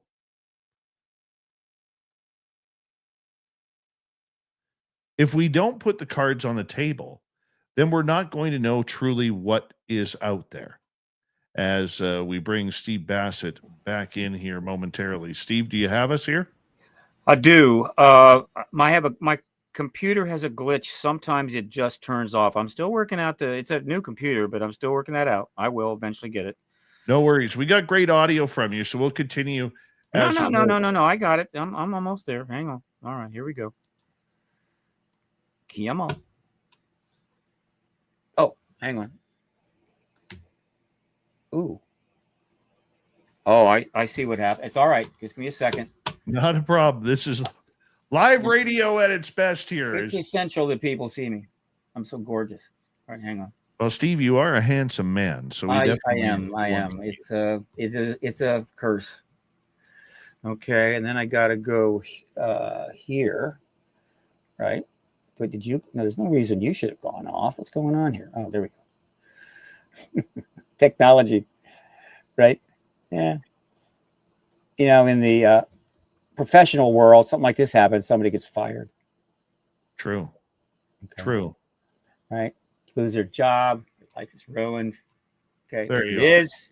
Okay. This is good. So you were talking about Beatrice Villarreal. Oh, yeah. Yeah. Hang on. And it's a big deal. This is a really big deal. Again, this is the truth embargo's worst nightmare. First of all, astrophysics group out of Sweden, legitimate research, peer reviewed, right? They can't get to her. She's in Sweden. She's getting all over the world. She's getting all this coverage and everything. And essentially, what it'll be determined she's confirmed is that there were objects.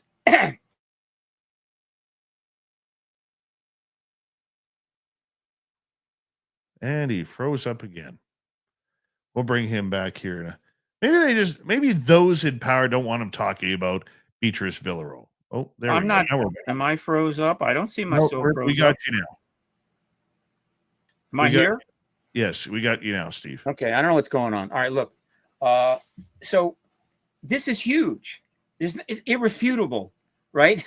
It's not like the asteroids kind of, an asteroid just kind of decides, I think I'll stop here for a while, just kind of check things out, then I'll move on. No, that's it, right? Something other than us has put stuff in the orbit, and the fact that it corresponds with nuclear tests is just icing on the cake. And so that's a Nobel Prize. It's not deep, deep science, but it is brilliant science. It's clever. It's not been done, and it's case closed. So she should get a Nobel Prize, and it's a Swedish institute. So God, gotta give her a Nobel Prize. That's the kind of stuff that's going down right now. And yes, she will be at the State of the World Forum, stateoftheworldforum.com. And so again, if you want to participate in this, text me or DM me, email, whatever, and I'll send you a code that will get you quite a bit off on the registration. Okay, so I'll take a break and I will accept your question regarding a certain person. Go forward. Yes. Carl Nell, former retired Army colonel, basically says he believes the UFO/UAP disclosure cycle is dead. He stated this on a podcast, basically saying that it is something that there's too much deep drama within Washington, D.C., and the alphabet agencies, along with the Secret Service, that they really don't want to be pushing this subject. They want it swept back under the carpet. And what do you think about that? Do you think that it's too much of the cat being out of the bag, or do you think there is a major push right now in DC to get disclosure out of the way? Well, first of all, I don't know if he used the word. Did he use the word dead? Did he actually say dead? Right. I mean, he said cycles, right? But did he actually say like the truth embargo is dead in the water, or the disclosure process? Look, Pretty close to it. Okay, 2 points. One, you can have a cycle without whatever. And Colonel Nell is a conservative man. His whole background and everything he's done is going to be something that a conservative person is going to deal with. He's taken a conservative view of this, which is about essentially what we'll call responsible disclosure, non-catastrophic disclosure. And given his background and so forth, brilliant. He's putting out his thoughts on this. It's not going to shock you that I don't have that kind of background. I'm an activist, and I have a different view of it. And I'm also out here very much in the public, very much on the internet. Most of the high-end people that worked in, deep military or intelligence and everything else did not spend a lot of time on TikTok or whatever. So I get a sense of the public's feeling. And of course, I follow the media relentlessly. And so I'm going to give you my thoughts on this. Okay. First of all, I don't care if anybody in any of the alphabet agencies think it's moving too fast or they're not really ready. Don't care one iota. We're going to break the door down, period. It's going to end, right? The fact that you would prefer it didn't is hardly shocking because you've managed to keep it, the door locked for 80 years. And the fact that maybe it's close, but you're a little skittish about the politics right now or what's going on, and you just prefer it wait. Well, that's your preference, right? We're also dealing with all of the craziness that's going on politically and overseas, and the rising risk of nuclear war. We have to deal with that too. And we want disclosure. I would say it's much more likely that the people that put the what they call it, anyway, they played the Wall Street Journal and got those articles in. I don't think the writers or the journalists were culpable. I think they just, it was kind of an act of desperation. There are those inside that just are uncomfortable and they just don't want to face it. They don't want to have to answer the questions. They just don't want to see a post-disclosure world while they're either no longer with the government anyway. They're down in Boca Raton, got a boat. They go out fishing at least twice a week, or they're dead. They would just prefer that. Well, I'm sorry. Okay. It's not going to be as bad as you think. You're going to be helping to bring information out. You're going to be heroes in a way. We're going to forgive all the other stuff, whatever the hell you did. It's not a problem. But to the extent that you want to, you want to project that, not now, no way. Okay. We don't want to wait one more minute at this point. I will say this. I'd like to see the Disclosure Act pass. I'd like to see at least one more hearing with the nuke witnesses. That would be nice. And then a president can come forward and disclose. The United States will get the glory. The president gets the glory. The other people help me get disclosure as we begin the next year. I'd like it. I think it's in the best interest of the country. And that's what we're shooting for. We're not shooting for starting another cycle, I can assure you. We're not shooting for assuaging the anxieties of anybody inside the U.S. government dealing with the management of this embargo. That's done, right? They've had 80 years. They had a hell of a good run. And now it's time to step up. And again, it will not be as bad as you think, all right? It's going to be actually pretty cool. And so, again, Carl is going to pursue this in his fashion. He's involved in major organizations, and he's going to be a player in the post-disclosure world without question, significant. Probably maybe get a major position with the government. Who knows? Could be the disclosure czar. Could be ahead of on the review panel. And all I'm saying is, I'm hoping it happens for him a lot sooner than maybe he thinks. What about his part in working with Daniel Sheehan to try and get the NDAA going? Well, yeah, no, he's worked with Danny. He's worked with others.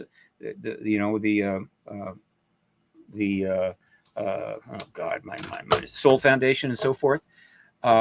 He's been working kind of behind the scenes, and he's one of a number of people with substantial credentials working behind the scenes. A bunch of them are going to turn up in the age of disclosure, right? Which I don't think that's the other thread that I really get to, right? The Age of Disclosure is going to premiere on September 21.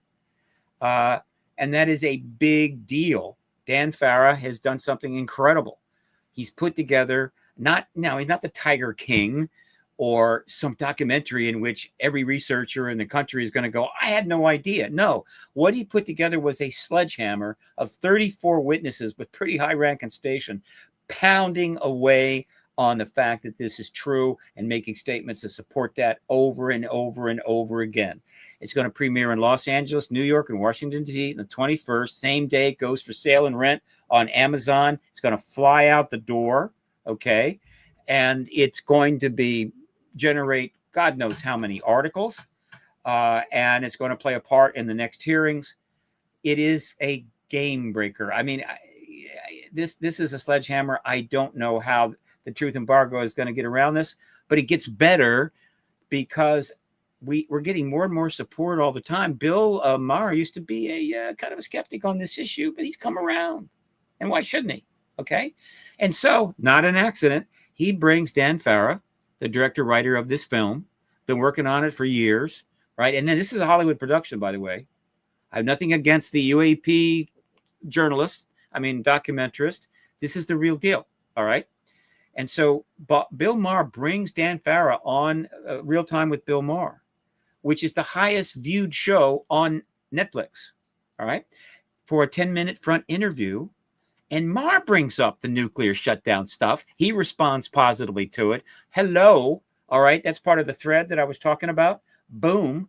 And so that's going to be seen millions of times on Netflix as we lead into, right, the film coming out on the 21st. And anything and the State of the World Forum, but it gets better because that show also then airs later on CNN. Typically has 800,000 to 1 million views on CNN. And then it gets even better because there is a online after show thing called Overtime. And that goes up on the Real Time YouTube channel, right? Where it's going to be seen millions of times. Some of the previous Overtimes, if you go on the Real Time with Bill Maher YouTube channel, they don't put the full shows up, that they pull clips and so forth. Some of those clips have been seen 25 million times. And so all of that is happening as we move towards the premiere of the film and the other things that I was talking about. This is an overwhelming situation that only the very severe political situation is keeping from just exploding. Okay. And I'll add this, and I'm just throwing this out. I'm not James Carville. I can do an imitation of him, but I'm not going to do it. I'm not James Carville. I'm not an advisor to presidents.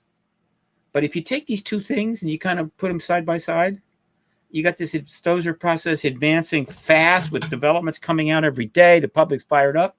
And then you've got this other political thing, which is it's a little dicey. Okay. It's going to be tough. And you get those two together. And in terms of the political thing, if I'm the president of the United States and I were to walk out, next week and confirm the ET presence or the non-human presence and basically confirming what you've been hearing from all these wonderful witnesses and execute the disclosure event to go down in history, to be then supported by other heads of state who will come forward, say the same thing, and they got their own goodies. I would suggest that would be a substantially mitigating thing in dealing with the more problematic political aspects that are also going on. I'm just saying, right? It's a piece of advice that I'm throwing out there for what it's worth. I don't think any president ever previously, and maybe ever going forward, is ever going to be in a situation where they had these two things of this level literally happening at the same time, where acting on one could affect the other. I mean, I just can't imagine this happening again, right? The two things are happening together because it took 80 years to end this embargo, and our politics is on a path that's taking it where it's going. And so they've crossed the streams. History has crossed the streams here, and that's normally very bad. But in the movie, as we know, it worked out okay. True, but are the actors going to be telling the truth on this? And does it matter? At this level, again, I understand confidence in government has gone to hell and lying has become a national sport. But at this level, when you're dealing with things like this, you don't lie. And the reason is it's so huge that it's going to be examined and looked at by 1 billion people. And every one of them has got an internet account, and they're on social media and also the journalists and everything. And so it's one thing to tell a lie to your roommate or your spouse. It's another thing to tell a lie in front of 1 billion people that have the ability to fact check the hell out of it. So no, once we go into disclosure zone, we need to also get in the truth zone. And anybody that's in government that doesn't get that is really making a big mistake, because the people are going to be thrilled by this truth.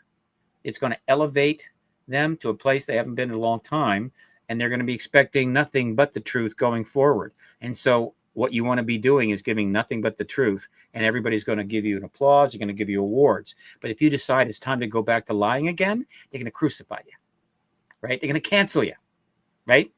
Your kids will be coming in and begging you to move away, right? Or if they just want to move away. So we're in a different place. We need to get into the truth zone, as well as the non-nuclear zone and other zones. And all of this may be possible very soon. Let's get to a couple audience questions here. So we got about 4 minutes here left with you tonight. 4 minutes. All right. Let's go to T-Bone.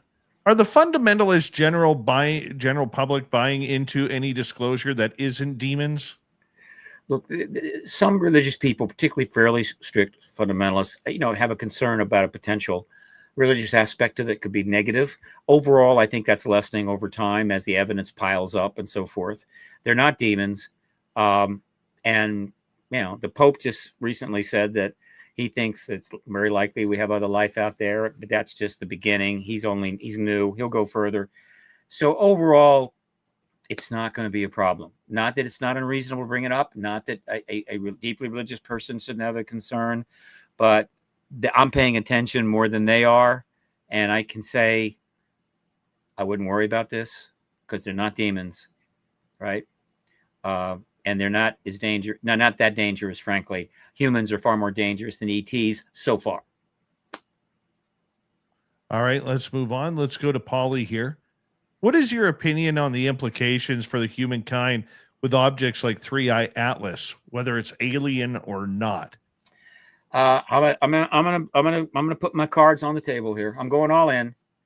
3-Eye Atlas is a very interesting comment with a different makeup because it comes from another solar system, which was built by a different accretion disk. The elements are the same, but the distribution can change. Another solar system. It's been traveling for millions of years, God knows. And it's interesting, and it's going to fly right through and keep on going. And we're going to examine it, and we're going to learn some cool things. However, it just happened to show up while we're in the last days of the truth embargo, and the ET issue is on fire worldwide. And so it's already generated several hundred articles. Okay. And it's going to generate more. And I assure you, if we weren't in the middle at the end of the truth embargo and we hadn't had all these years of increased interest worldwide on the ET issue, it would have gotten a couple of articles. It would fly through and be gone. And who gives a damn? Probably like Oumuamua. Wasn't that big a deal, right? Same thing here, only it's got a more interesting makeup. It's the ET interest that's driving the massive public engagement and hundreds of articles. So it's actually a statement to the government. Look, we're really interested in this ET thing, and we're pretty excited about it. So why don't you come on board here? You might find it'll go very well for you. Let's sneak one more question in. This one comes from Paramarv. The government hearings thus far have been focused on craft and military witnesses. In your opinion, why aren't they hearing from abductees and or researchers other than George Knapp, of course? It's a simple answer. All the hearings and everything is not about getting out information finally, meaning, oh, we're going to have a hearing, get people this, and have a hearing, get people that. No, it's not about that at all. At all. The hearings and everything else you're seeing is about responsible disclosure. It's about doing the things that need to precede a final confirmation from the head of state, from the president. And so the witnesses need to support that. They need to support this process. And so some areas are not going to be helpful as others. And so there are a number of witnesses that are not going to get in front of a hearing under oath before disclosure, but they will have their day after disclosure. And so I fully expect that at some point post-disclosure, you will see some very well-documented, eloquent, maybe even written books, contactees that will be able to talk to the Congress under oath about their experience. That will be a major breakthrough and a clear sign that we are clearly in the new paradigm world. And then the only new paradigm era, and the only thing that's left really is open contact, which I think is 2 years out. And that's a whole nother thing. I want to stay alive for that. I guarantee you, we get open disclosure and open contact. You're going to have to get a bigger studio, Dave. You're going to have to get more software or something, man, because your audience is going to be very large. Steve, I want to say a big thank you for coming on Spaced Out Radio once again. We have you on a couple times a year to discuss the UFO subject very, very much. And everything that you do for the subject is appreciated. ParadigmResearchGroup.org is the website. Coming up next, Swamp Dweller and Robin Haynes will be here for the Cryptid Q&A. We'll be right back. You're listening to Spaced Out Radio with your host, Dave Scott.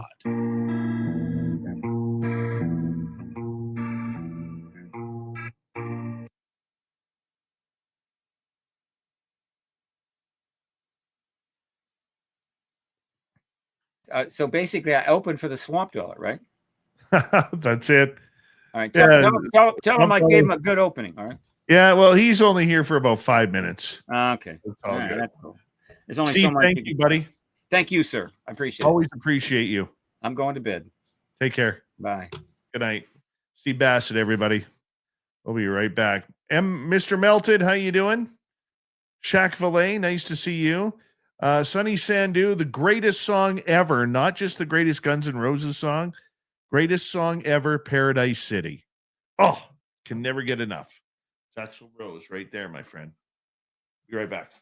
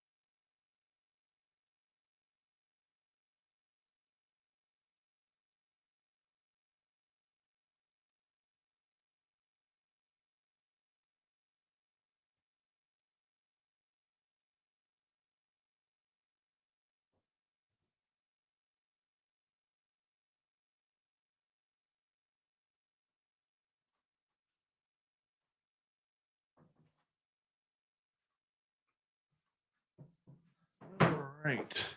Hope you all got to see the Northern Lights tonight if you had the ability to.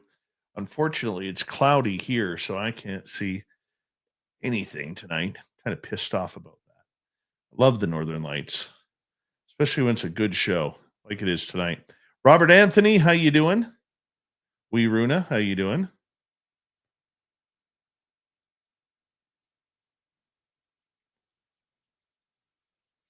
There'll always be room for radio. Pony Pong, what's happening? Thank you to T-Bone ×2, 1 super chat, 1 gifted membership. AJ and Kitty Cattywhack, thank you very much for the love. Let's bring in Robin Haynes. Hi, Robin. Hi, how are you? Full of happiness. How are you? Good. I'm good. Glad to be here. I missed everybody last week. Oh, man. We're glad you're back. Yeah. No offense. Christian's good, but he's not Robin Haynes. I figured he'd have it covered. So I wasn't too worried. Oh, yeah. We got 8 seconds here, so I'll get you to sit tight, my friend. Okay. And here we go.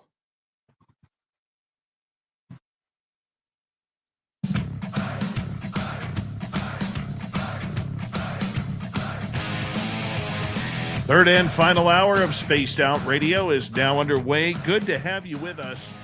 My name is Dave Scott. We appreciate you tuning us on in wherever you are on this beautiful planet we call Earth. Hello to everyone listening in on our terrestrial affiliates around North America, digitally on every major podcast network. Our website, spacedoutradio.com. We have a plethora of features for you. Rock out to Bumblefoot, read the news wire, check out our swag as well. You can follow us on X at Spaced Out Radio, Instagram at Spaced Out Radio Show, and on Patreon in the Space Travelers Club. The Desert Clam has set the password for tonight in the SOR Space Travelers Club.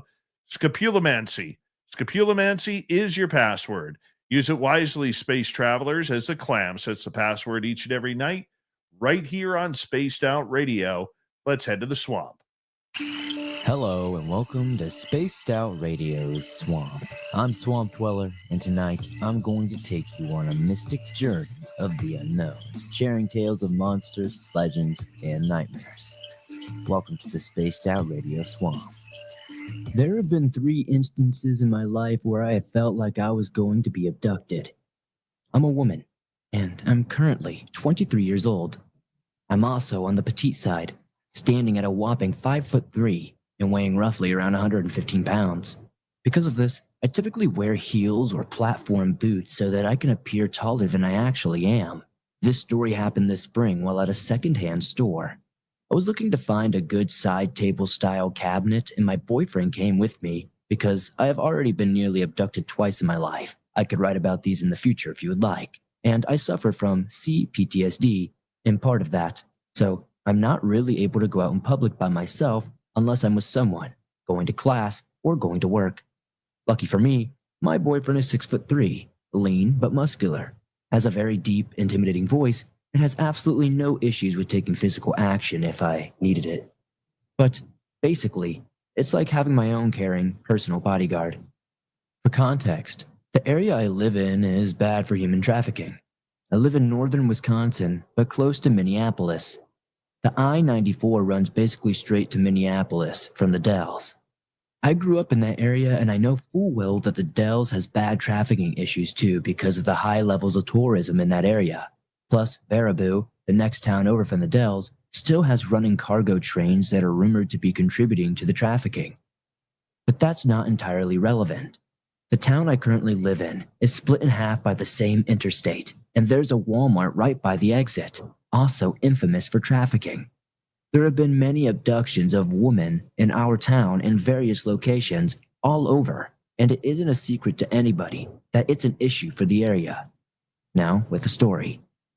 My boyfriend and I go to the next town over to look for a cabinet-styled side table because the second-hand shops in our town don't sell furniture. We get inside and look around a little bit before my boyfriend says he needs to go to the bathroom. I keep browsing nearby the bathrooms in a display area for desks, dressers, etc. And I find this neat vintage vanity with hidden organizers in the top of the desk, and I start looking at it and checking out its little features. While doing so, I feel eyes on me, so I look around to see if I'm being watched by someone. Sure enough, in the row of desks behind me, there's a middle-aged man looking at me with no facial expressions. I'm dressed in a skirt and knee socks, and this is one of my go-to looks, so glaring at creepy men eyeing me up isn't something new to me. But since I'm alone now and don't want to anger the guy, I give him the cliche Midwestern half smile and move up the row away from him, but towards the corner of the section. Suddenly, this guy practically runs to the row I'm in, so I take a right and head up towards where he was standing when I initially spotted him. He picks up pace, and I am now half running, trying to get away from him, and after a small chase around the furniture, we end up in a situation where I'm standing on one side of the row of desk and he is standing on the other, waiting to see which way I will go, at a standstill. At this moment, I try looking to my left towards the other furniture and bathrooms to see if anyone is around to witness this, and thank Gaia, my boyfriend is out of the bathroom, already walking towards us, with a very squared-up posture. He looks livid, and his eyes are locked solidly onto this creep that was chasing me around the furniture just a second ago. My boyfriend reaches my side and puts his arm around my shoulder, protectively, and he and the creep make eye contact. They honestly both looked equally angry. The guy doesn't say anything, just walks away, but every few minutes or so we see him looking at us from a few aisles away, wherever we are in the store, and I am anxious as hell at this point and just want to leave. My boyfriend is trying to do his best to reassure me and calm me down in the best way he knows, but with no avail. He eventually distracts me from the guy by finding a perfect side table that I was looking for. Dark cherry wood, glass door, shelves, beautiful and only $30, not to mention a student discount. We picked it up and head to the checkout. The entire time I am paranoid and looking around to see if this guy is near us. He is currently being checked out at the register, and we are being separated by 2 other customers. My anxiety spikes again, but I try not to let it show. When he is done, he walks through the first set of doors to exit, but is still in the first entrance of the store just standing there.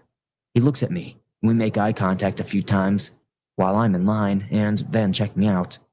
I make it a point to stand on the right side of my boyfriend, carrying my new find out, and holding eye contact with the creep the whole time we exit and get to the car.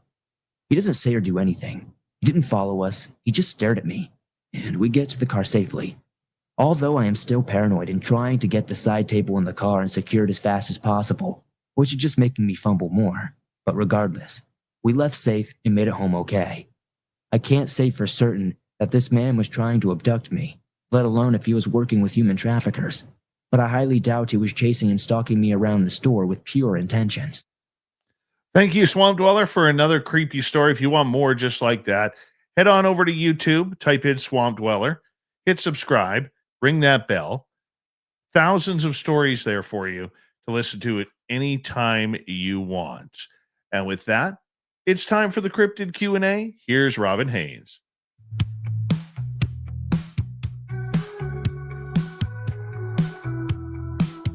Robin Haynes walks soft where the tall trees sway. She hears Bigfoot whisper what the wind won't say. Through the veil of the forest where the wild man plays, the Bigfoot psychic talks to Sasquatch every day. Only on Spaced Out Radio's Cryptid Q&A. Robin Haynes is returning after being ill last week, but we're glad that you're feeling much better, Robin. Thank you for coming on in. Oh, yeah, I missed you guys. It is always so much fun. Yeah. So much fun having you here. It's not a good Tuesday if I don't make it over to Spaced Out Radio. Oh, absolutely. Absolutely. So get this. Here's a fun little story for you. So each and every night, I do a radio hit on WPHT 1210 in Philadelphia, one of the largest talk radio stations on the East Coast. Okay. And Walter M. Sterling, the host, who I talk with weird stuff each and every night, he was asking me about, I don't know how we got on. Oh, we got on the topic because I said I was wearing a hat and that I was tipping my cap to him that night. And this was earlier tonight. And he goes, well, what's team is on your hat? And I said, well, it's actually a hat with the Texas flag on it. He goes, where did you get that? So I told him, I said, I was on my way to the Nebraska Bigfoot conference, and I have to stop at Dallas Fort Worth. So I saw this hat. I decided I needed a new hat, and this one felt really comfy, so I bought it. And so, long story short, he's like, are you going back to that Nebraska conference? I said, yes. He goes, when is it? I said, the last weekend of April. He goes, well, I'll tell you what. He goes, when we lead up about a month before that conference, when we lead up to it, he goes, I want you to be mentioning that conference so that way we can maybe get some of our listeners. Oh my gosh. Oh, that's great. Yeah. Oh, Like please that. tell him thank you so much for me. I will. Oh, yeah. We have such a good time. I'm really excited. And we've got your friend that's going to join us now. Can we say? Absolutely. Varla Ventura. Yes, I'm really excited. I've got to talk to her yet. It's been so uber crazy that I haven't talked to her yet, but I'm really excited about it. I've got to get hold of her because I need a photo of her and a bio so we can get it up on the internet. So yeah, we're really thrilled to have her. Excellent. And so it's going to be fun. I'm working on some plans for it now, so I'm really excited. Excellent. Yeah, I cannot wait to get there. I really cannot wait we to love get it when you're there. We have so much fun with you there. And of course, we have to go to the Mexican restaurant. Yes. That Mexican restaurant is outstanding. And Taco Bell. And Taco Bell. Yes, and the shuttle drivers were very good about getting you to Taco Bell the moment you stepped off the plane, I heard. It was, God bless them. God bless Weren't them. they great? Yes. We had so much fun at that hotel, and they were just tremendous. And the gentleman that, was the concierge that managed the place, he's like, Robin, all you have to do, I don't care what time it is tell me when any of your people want a shuttle, and we will make sure we have a shuttle for them anytime, day or night. And I mean, they just went above and beyond. I could not have been happier. The year before, we had thought, we had this really nice hotel and it looked all the part and everything on paper looked great. And we were just so unsatisfied. So we were very, very happy this year. It's the Ramada, but it's a very large Ramada. I mean, it's got the pool, the hot tub, it's got a little miniature golf course in it, and it's got that restaurant and bar in it. So it just worked out really, it couldn't have been better. I would agree with you. I would So, totally agree with you. Yeah, I think we'll be using them from here on out, and they were so accommodating. Oh my goodness. Yes, they were. It was so much. I can't wait to get back and see you and hang out with Varla. And I know, it's going to be so fun. I know. We are so excited. Now, how is everybody holding up with this giant shift from last week? Like animals, cryptids, people, everybody's kind of going crazy. Well, I'm doing fine. I mean, one thing that I have noticed this year more than anything is people are a lot more down and depressed this year. It seems like people that you don't even know. Yeah, there's a lot of things that are coming up that are going to brighten everybody's day. It's going to take a little bit, but it's coming. But that energy shift going through, and I know I harp on this a lot, but it's the reality of it. And because there's such a contrast in that frequency opposed to the third dimensional frequency that we're used to, it's really triggering people. And just like the cryptids, they're more emotional because they're a higher frequency as this shift comes through, and it has been. The biggest one we've had was last week, but you could feel the buildup and it's still going back down, and we've got more on the way. And so all your emotions are 10 times more intense than they were before. That comes from the higher frequency. So people are depressed, and then 5 minutes later, they may be giddy, they're angry, they're sad, they're crying, their sleep patterns are off, or they're sleeping and then they're exhausted, they're lethargic, they just are no ambition to do anything. Like on me, because I'm so ultra sensitive to that stuff, it feels like when I'm walking, my body's made out of concrete. Food preferences are all crazy right now. The extra water and protein help, but it's still, the food, I want things that I don't even like. And the things I normally want to eat all the time, I have no desire for. I can tell you this: my town is in rough shape right now. It's in rough shape. We just found out last week that when I moved up here, there were we're a logging community, and there were 3 mills. Notice the past tense were. There were 3 mills. And then about 6-7 years ago, 2 of the mills closed. And then last week we found out the 3rd mill is closing. Oh no. Yeah. The job loss alone. There's 165 people who are going to lose their jobs directly, including one of our listeners and somebody you guys have seen on Spaced Out Radio. Goes by Timber Hunter. We've mentioned him on the show, Mark Spender. He's losing. Oh, I'm so sorry.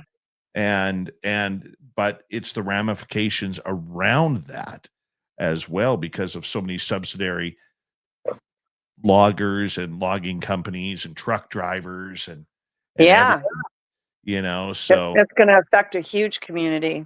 Yeah, it's the community is, after January, is really going to feel a big push. It's just another slap in the face, man. Yeah, I'll be praying for everybody. I think the good stuff that we got coming, we can't get soon enough. But with the good is going to come a little bit of the bad, because when it gets good, everybody's frequency goes up because they're happy. But that's when the stuff from the dark side with the lower frequencies try to come in, because it's not good for them to be around anything with a higher frequency. But it will be worth it. So I would imagine sometime around the first year. You know what? It's been really good. A lot of people are getting a lot of contact from cryptids right now. They seem to be loud and proud. A lot of activity. A lot of my contacts are amazed of the amount of mind speak they're getting, the actual contact that they're getting. I mean, it's so far it's been really good. I'm anxious to get out to Texas. I mean, I've got more work going on out there, so I'm hoping to be finally moved here very shortly. I want before Christmas. But they actually are really active, and the ones I've got out there are even more so. So, like I said, all my contacts are thrilled.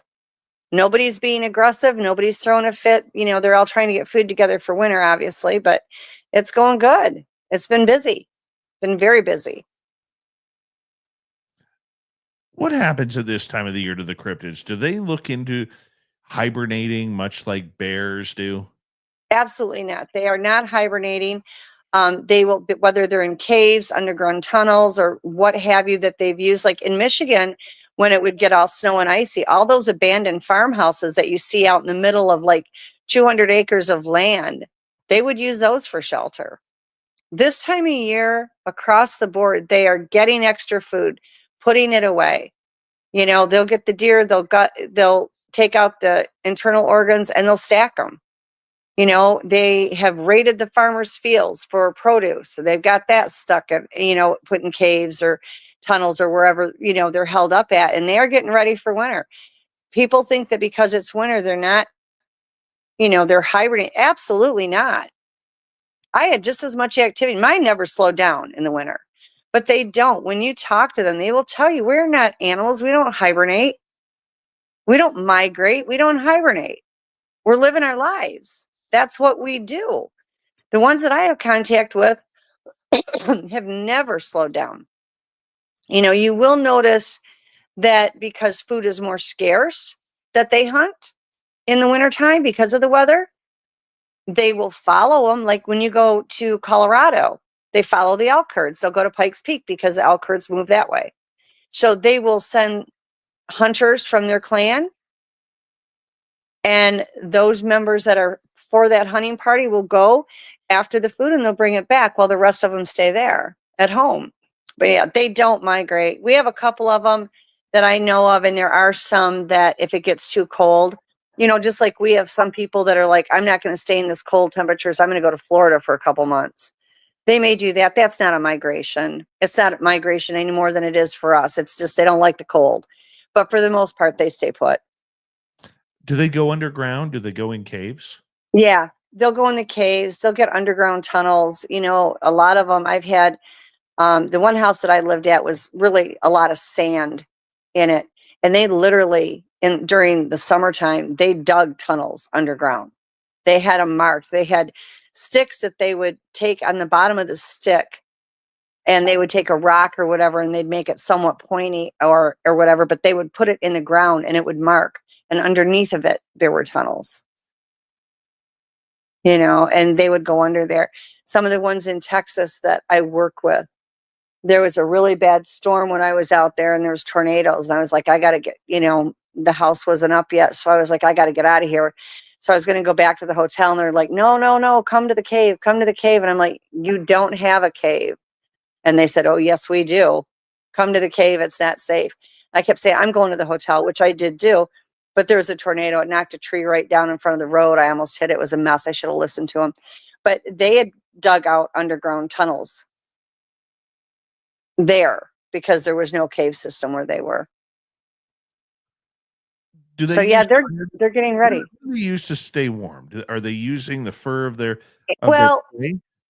yeah, they will take fur off the deer, or if they've killed a bear or whatever animal they've killed, if it's a big enough piece of fur, they will use it. There's been several photographed with it draped around their shoulders, you know, and pulled around to keep them warm. But, you know, and there's a lot of controversy on this, so I don't want to ruffle anybody's feathers, but certain clans will use fire. And they will get the older wood because it smokes less and it's less likely to be noticed, but they will use fire. There were several in Michigan that did. We had a bonfire pit in the backyard, and they would go there, and they literally get fire started. It was crazy. And, Question you know, comes. oh, Go ahead. sure. Finish your story. No, go right ahead. I can't All right. see it. You'll have to read it. Robin, this comes from Benno. Do some of the Sasquatch or cryptids go back into another dimension or go back on a spacecraft during winter? Do you know they can go into other dimensions? They will go through the portals to go if they want to go someplace warmer, or, you know, that type of thing. I don't think they do go in different planes. Like we have some that talk about going to, you know, visit with Jesus on different planes and various things. They will take the portals to go to different dimensions. Absolutely. As far as, you know, the spacecrafts, I've only seen them get on a craft once. And there are several reports from credible people that have seen them getting on and off of crafts. Do I think that they do that because it's winter? Absolutely not. They may do that for other reasons, but they're not doing it because the weather got too cold. They primarily live here on Earth, but they are multidimensionals, and they will go wherever they choose to go. Now, for them to go through those portals, go to the other dimensions, those are higher frequencies in there, and it's healthier for them. There's no germs, there's no parasites, because it's so high, the frequency is so high, it kills it all off. Frequency heals. Okay, it returns the cells to a pure level. So when they go into the portals, when they go into the different dimensions, those are all high frequencies, and you don't have the illnesses there. A lot of them during the COVID outbreak, because they are 3% human on the mother's side, they are susceptible to COVID. And I did a lot of healing on them during that time. And a lot of them did not get COVID because they spent more time in the portals and in the dimensions. We have about 15 seconds to go before we have to go to break at the bottom of the hour. Robin Haynes comes in weekly for the cryptid Q&A, and we love it when she is here.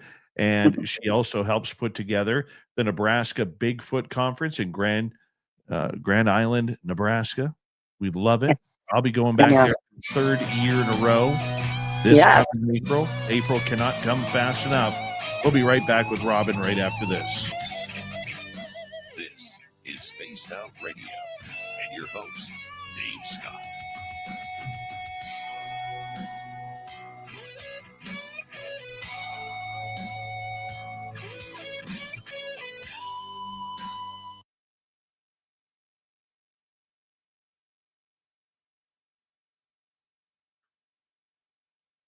I can feel it starting to turn winter up here. Oh, it's 'Cause- getting bad. There was 'cause- snow in South Carolina the other day. Oh, that's just terrible. Yeah. Because my hands are starting to get dry and my feet are starting to get dry. Oh, it's awful. Oh, Now, it's amazing. And I used to get a lot of these reports about 10 years ago. People, that have cornfields or bean fields or whatever, type of vegetable. They would go out, especially the cornfields, and the Sasquatch would be out in the middle of their cornfields. And of course, they can't see him because the stalks are so high and the Sasquatch are crunched down. And I don't know that the dogmen do it as much as the Sasquatch do because they're more carnivore. But the Sasquatch, they go out in the middle of these cornfields where nobody can notice it, and they pick corn. And they take the corn, and they really will stockpile any of these vegetables that they can get up. Anything that they can use to eat later, they will be stockpiling this, and they'll grab it, at any time. So they've got it to get through the winter because the meat sources, are the main thing, and they tend to be a little bit harder to achieve in the winter. We would find them getting a lot of rabbits in the winter. There was a couple times my boys, when they were outside, found headless rabbits, and the rabbits were still warm. And it kind of freaked him out. And they would come to the house, and my one son said, Mom, there's a headless rabbit back there, and it's still warm. Like whatever killed it just ripped the head off of it.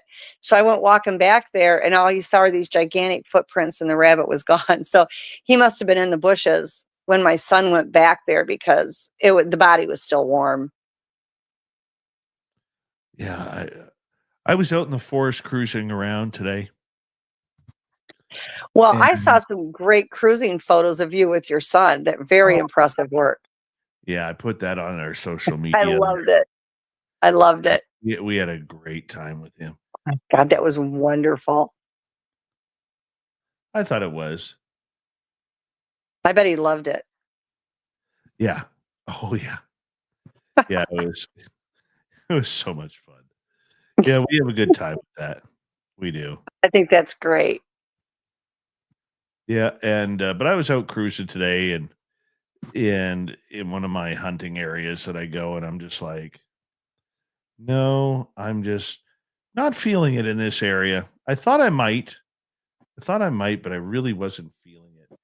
It was just kind of like, well, I don't think they're here. Yeah. Yeah, there's a ton of deer this year. Oh my goodness. I mean, just astounding. Like even on my road, the other night I was coming back home and it was dark out, and there was like 8 or 9 of these huge, massive bucks. I mean, huge rack on these things, all in one spot. Like, I don't know what was going on. I've never seen that many bucks in one place. And they were like jumping out in front of the car and everything. It was crazy. But I've seen more deer this year than I have in previous years. Yeah, they have been around here. They are right now they just started their rut. So we can't hunt deer for 10 days. 10, 15 days. Oh, wow. Yeah, because they start their rut. So, Yeah, I think our season, well, I know Michigan season, if I remember correctly, and I could be wrong, I think it's right around the 14th of November, 14th or 15th. I don't pay attention to here in the South because they don't go by the rules anyway. But yeah, it's crazy. It'll get going pretty soon. But yeah, the deer are moving all over the place right now in large quantities. So I heard the Sasquatch outside screaming the other night, and I thought, well, they're probably out there looking for the deer. Because we've got just a ton of deer over here. But we're yeah, supposed to have a pretty severe winter. They seem to be, from what I've been able to figure out and what people that I have, my contacts that interact with them, there must be a really bad winter coming because they're storing more food than they normally do. I mean, like they are literally going through every nook and cranny. And they seem to be a little bit more nervous about it. Like normally they always get into my pet food and that kind of thing. And it is what it is. They take a lot of the outside cat food, that kind of thing. But in wintertime, it picks up. They take a little bit more than they normally do. This is the first year in a very long time. Like they literally will wipe out my pet food. I mean, it's crazy the amount that they've taken. And usually the only time they do that is if they're really worried that the food's going to be scarce. Right. Robin, hold on right there. We're coming back in like 10 seconds. Thank you to Luscious Jewels, Amy T-Bone for the super chat, and T-Bone again for the gift membership. AJ and Kitty Caddywhack for the super chats. Here we go, everybody.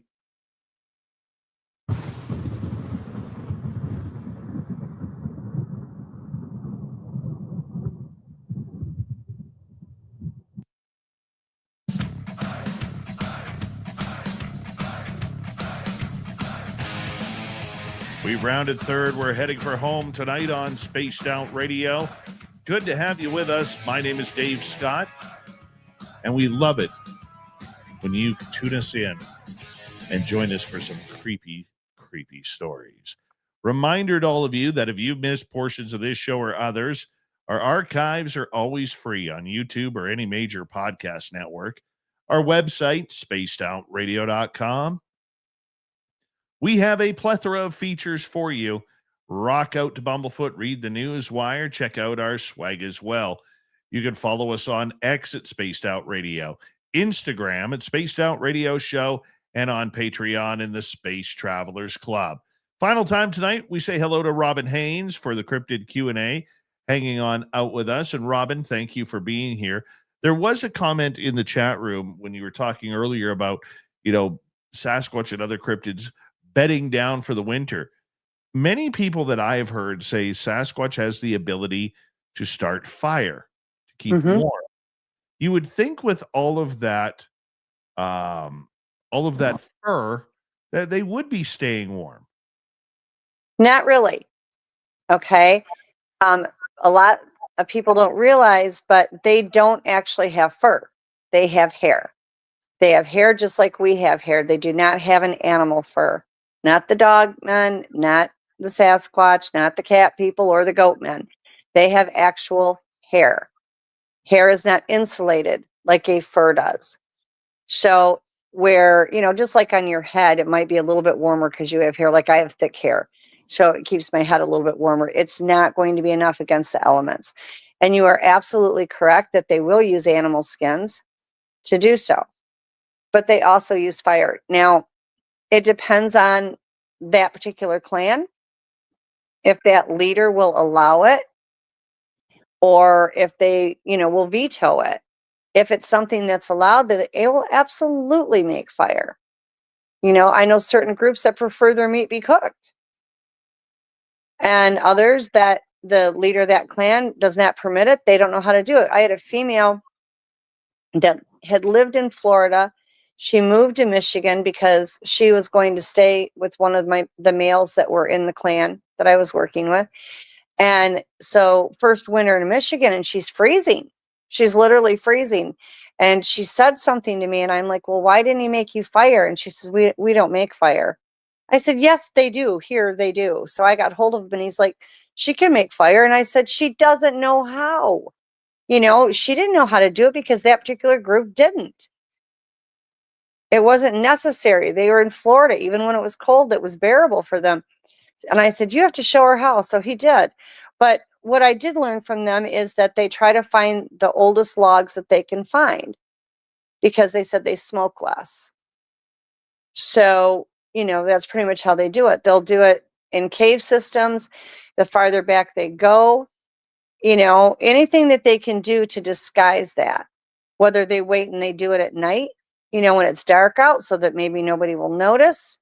It varies depending on the individual, but they will use it if necessary. The ones that are allowed to, but they're more than capable of it. What do you mean by allowed to? The clan leader decides what they do. Are they allowed to use paranormal abilities? Are they not? Are they allowed to use fire? Are they not? The leader decides what that particular clan or group will be allowed to do.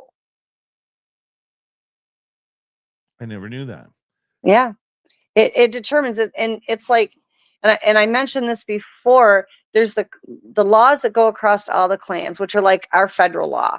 Like the whole, United States here goes by our federal law. But then you have the state laws, and each state has their own set of laws. So with them, the federal law is what goes across of the board Like they're not allowed to kill a human unless a human is trying to kill them and it's in self-defense. They're not allowed to interfere in our world. We're not allowed to interfere in theirs. Those are just a couple of the laws that go across the board. But then their personal laws go by clan. Are they allowed to use paranormal abilities? Or are they only allowed to be telepathic? Are they allowed to be telepathic in cloak? That could be another clan. So it's determined by the elders, by the leader of that clan as to what they are allowed to do. And the thing about that that's so crazy is the kids, they're all born with these abilities, all of them. But if the kids are not taught by the adults, they don't even know they have them. Like, how many of our children know they're telepathic? Because all of us are. You just have to learn how to access it. And it's not hard. But if you don't know that you can do this, why would you even consider it? Why would you even know about it if nobody's told you? True. It's the same for them. I guess that would be a good point. One other thing, though, I was looking on a Bigfoot site recently, and I'm curious to get your opinion. Okay.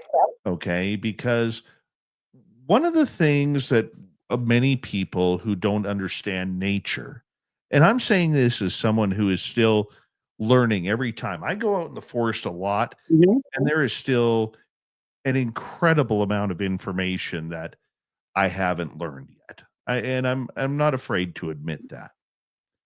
One of the Yeah, same things here. I learned, It's a constant learning experience. but one of the things I learned was that squirrels and chipmunks will take mushrooms and berries and they Mhm. will place them on branches or poles or fences to dehydrate them in the sun. Oh, wow. I didn't know that. Yeah. And the reason why I bring this up, I just learned this a couple years ago. But in this Bigfoot group, this lady was walking in an area. She was telling the story. She took pictures of these mushrooms sitting on top of a road guard, a road gate. Mhm. Okay, that's blocked off to traffic. And here she is going off about how Sasquatch left her presence Mhm. for coming into the area. Now, I'm all for that. I've had Mhm. it happen myself. But to me, it's kind of like everything's a ghost on the paranormal shows. Everything's an alien that's flying in the sky. Yeah. And we have to, in my opinion, be able to realize what is nature and what is them. Now, I I realize they're agree. part of nature, but you have to learn nature before you start throwing out something that is allegedly significant when realistically it's squirrels or Yep. chipmunks who are doing Yeah. this. Yeah, not everything is a Bigfoot. Not everything is a dogman. There are other things that do it as well. Absolutely. I agree completely. But it's so funny you had said about the dehydrating on the branches. I never knew that. Like I said, everything is a learning experience. If anybody tells you they're an expert on any of this, run for cover because there are no experts. We're all learning. The whole part of being around the cryptids is it's lessons. It's one lesson after another after another. You get over one and you got another one, and it doesn't stop. It really doesn't. And and this made me think of it when you said the branches. They didn't dehydrate anything, but what they did do, I had put apples out for them every day for a few years. And I would buy apples, I would put them in the crevices where the branches would veer off and Y off or whatever. And I would set the apples in that for them. And because when I first put the bag out, they didn't want to touch the bag. So I put it in the trees like that. And I knew some of the squirrels would get them and the rabbits or not rabbits, I'm sorry, but raccoons or possums or whatever, and it was like, if they want it, they can have it.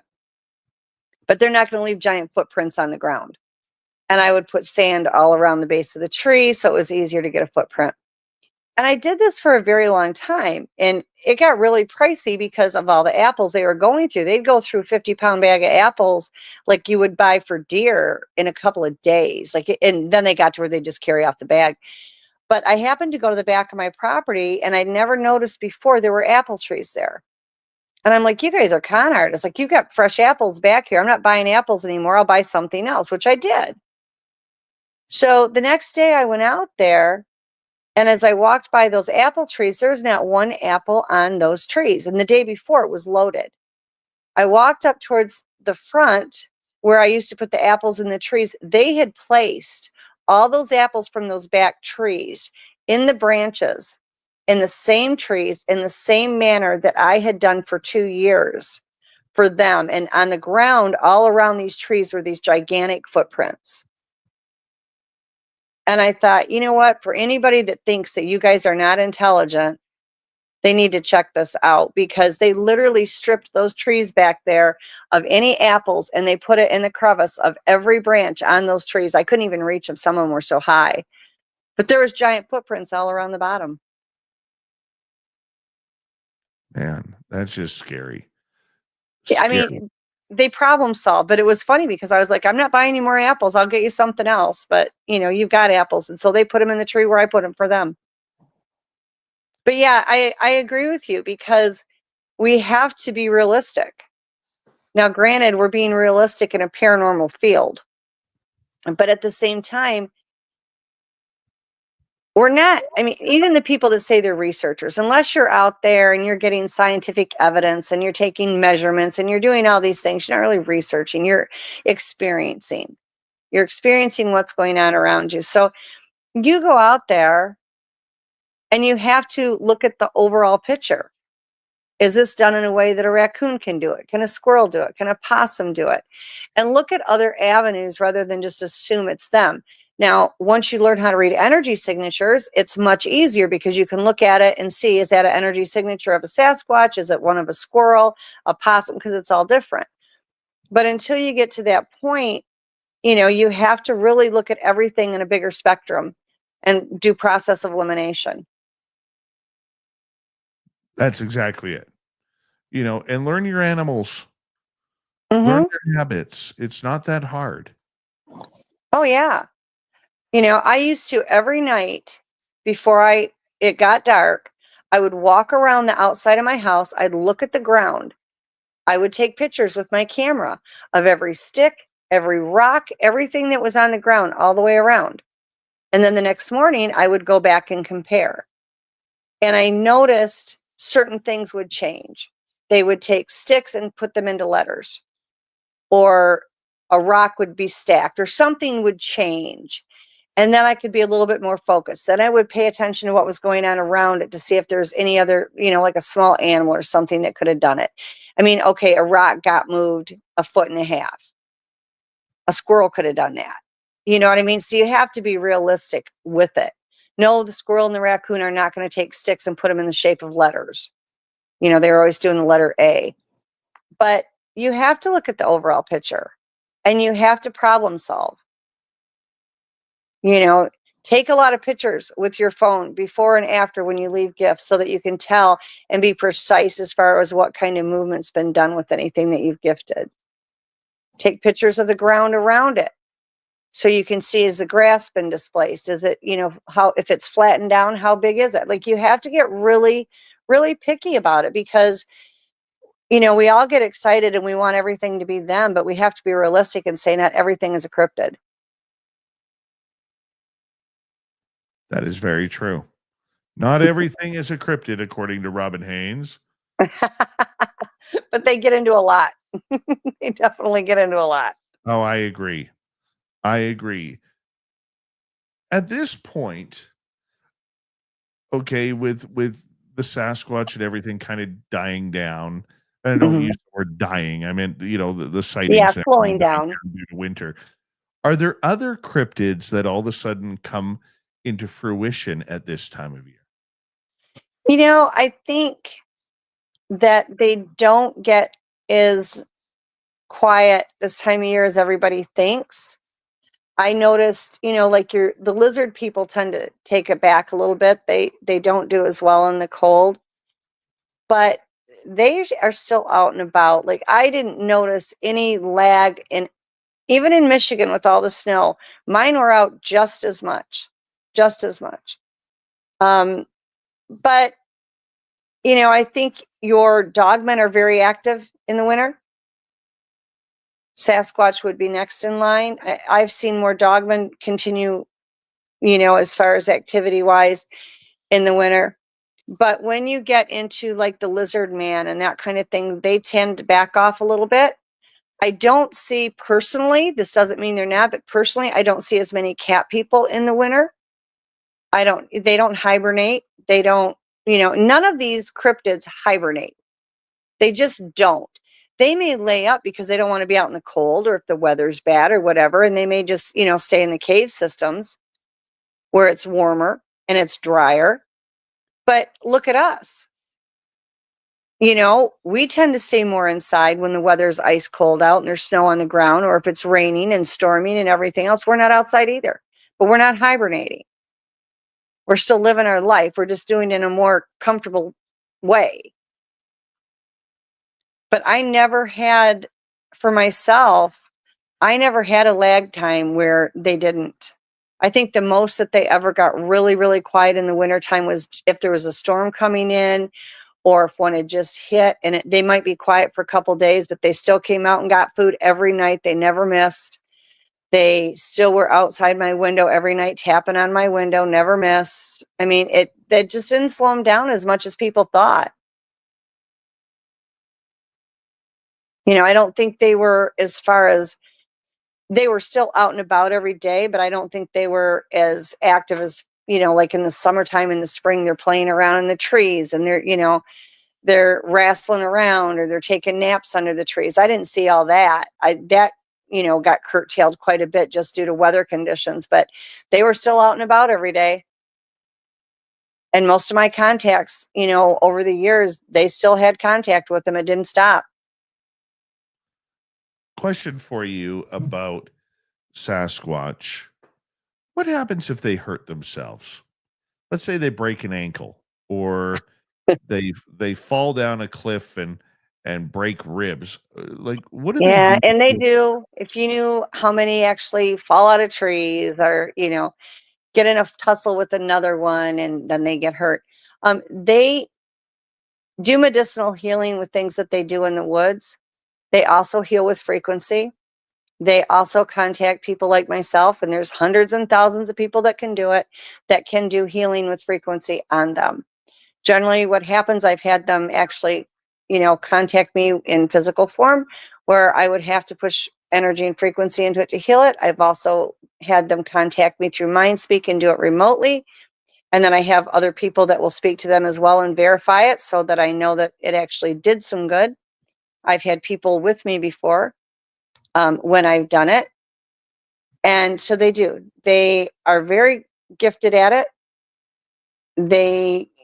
Frequency heals, guys. It really and truly does.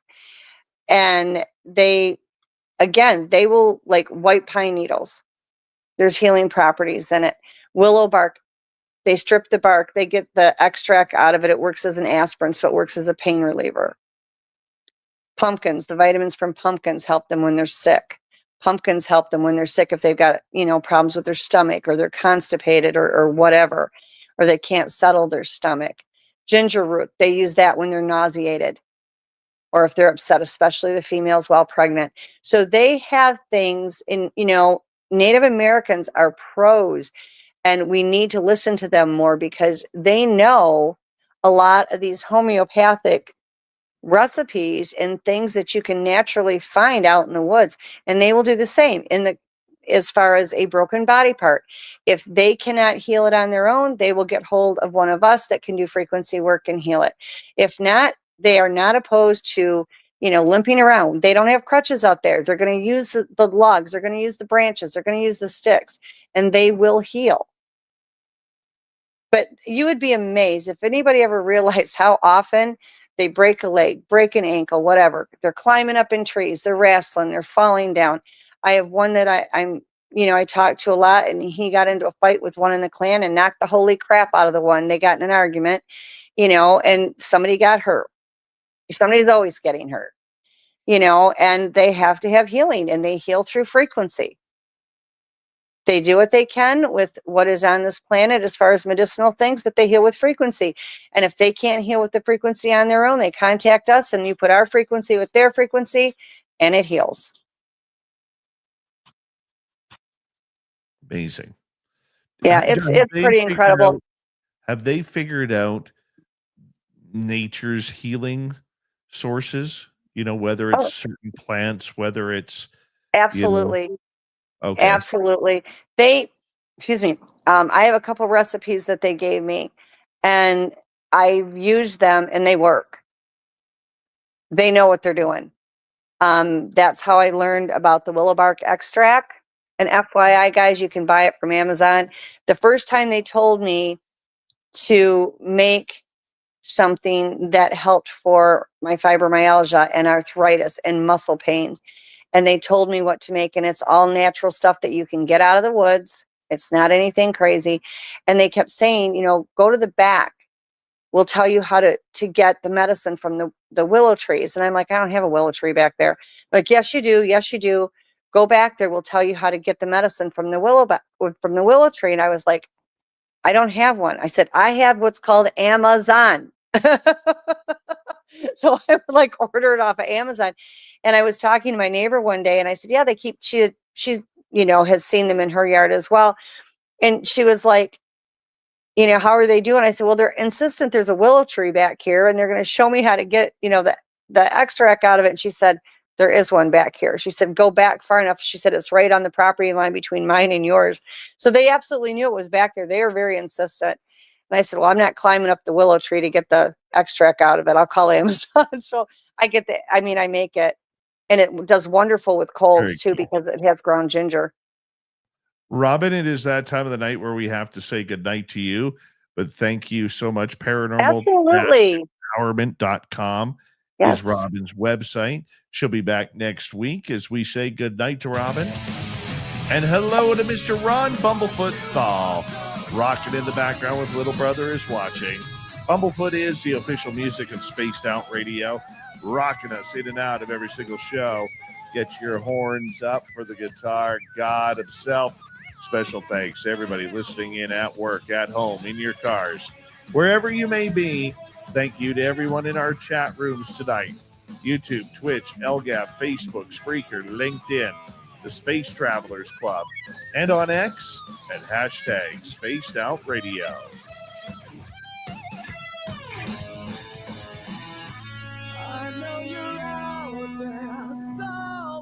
Remember, this show is copyright by Spaced Out Radio and Bigfoot Broadcasting Limited.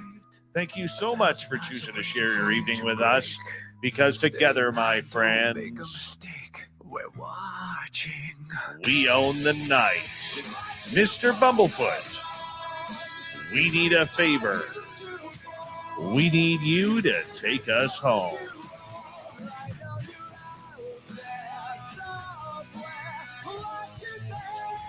Yes, the Woo train has docked for the night, but soon, my friends, we shall ride again. Your seats are always available. Your tickets never expire. And if you want to bring a friend, we've got room for them too. Good night, everybody.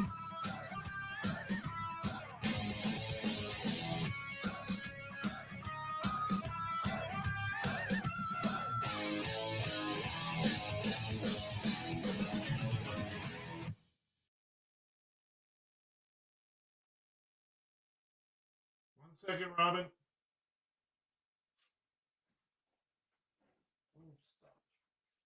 All right. Right there. We're done. It's always good to have you here, my dear. Yeah. It's good to see you. I missed you last week. Missed you too. I'm tired. I know. I am gonna crash. Like, this is the second show I did today, and I had to get up early, so I am beat. All right, my friend. I love you. I will see you next week, and you call me if you need me in between. Will do. You take care. Okay, babe. You too. Bye-bye. Bye-bye. Robin Haynes, everybody. And for the rest of you, tomorrow night on the show, Science Bob is back. Yeah, Science Bob will be here for Science Bob and Friends. Thank you to T-Bone with a gift and a super chat. Lester Stools, AJ, Kitty Caddywhack, and Amy. Yeah, Amy. Gorgeous Kim Jellin. What are you doing awake? You're never awake at this time. Ever. Can't believe you are awake. You can't be flossing that much. All right, today is no 11.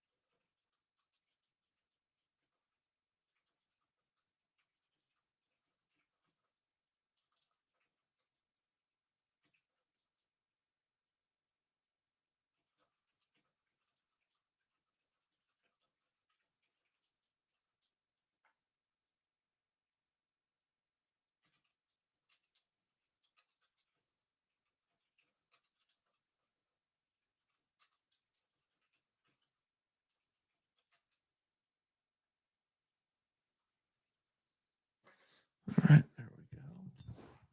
I've turned my back to you all. Yeah, the mods are great. The mods are great. They are.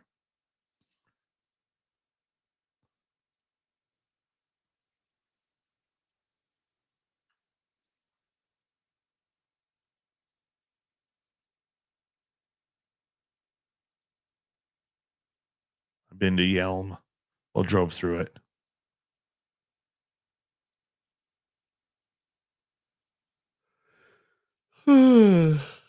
I'm tired, people, so I'm going to end the stream, get this thing going, get edited, and get to bed. But thank you for joining us tonight. We'll see you tomorrow night for Science Bob. Do me a favor if you can, and that would be for all of you to leave a comment if you haven't already. Give us a thumbs up. We'd appreciate it. Have a good night, everybody. My brain's fried. I'm going to bed. See you later.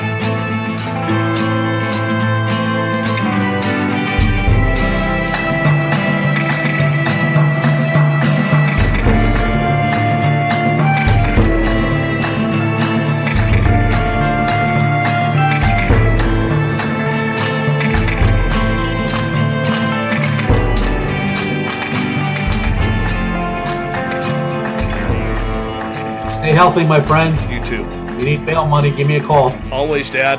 Take care. You too.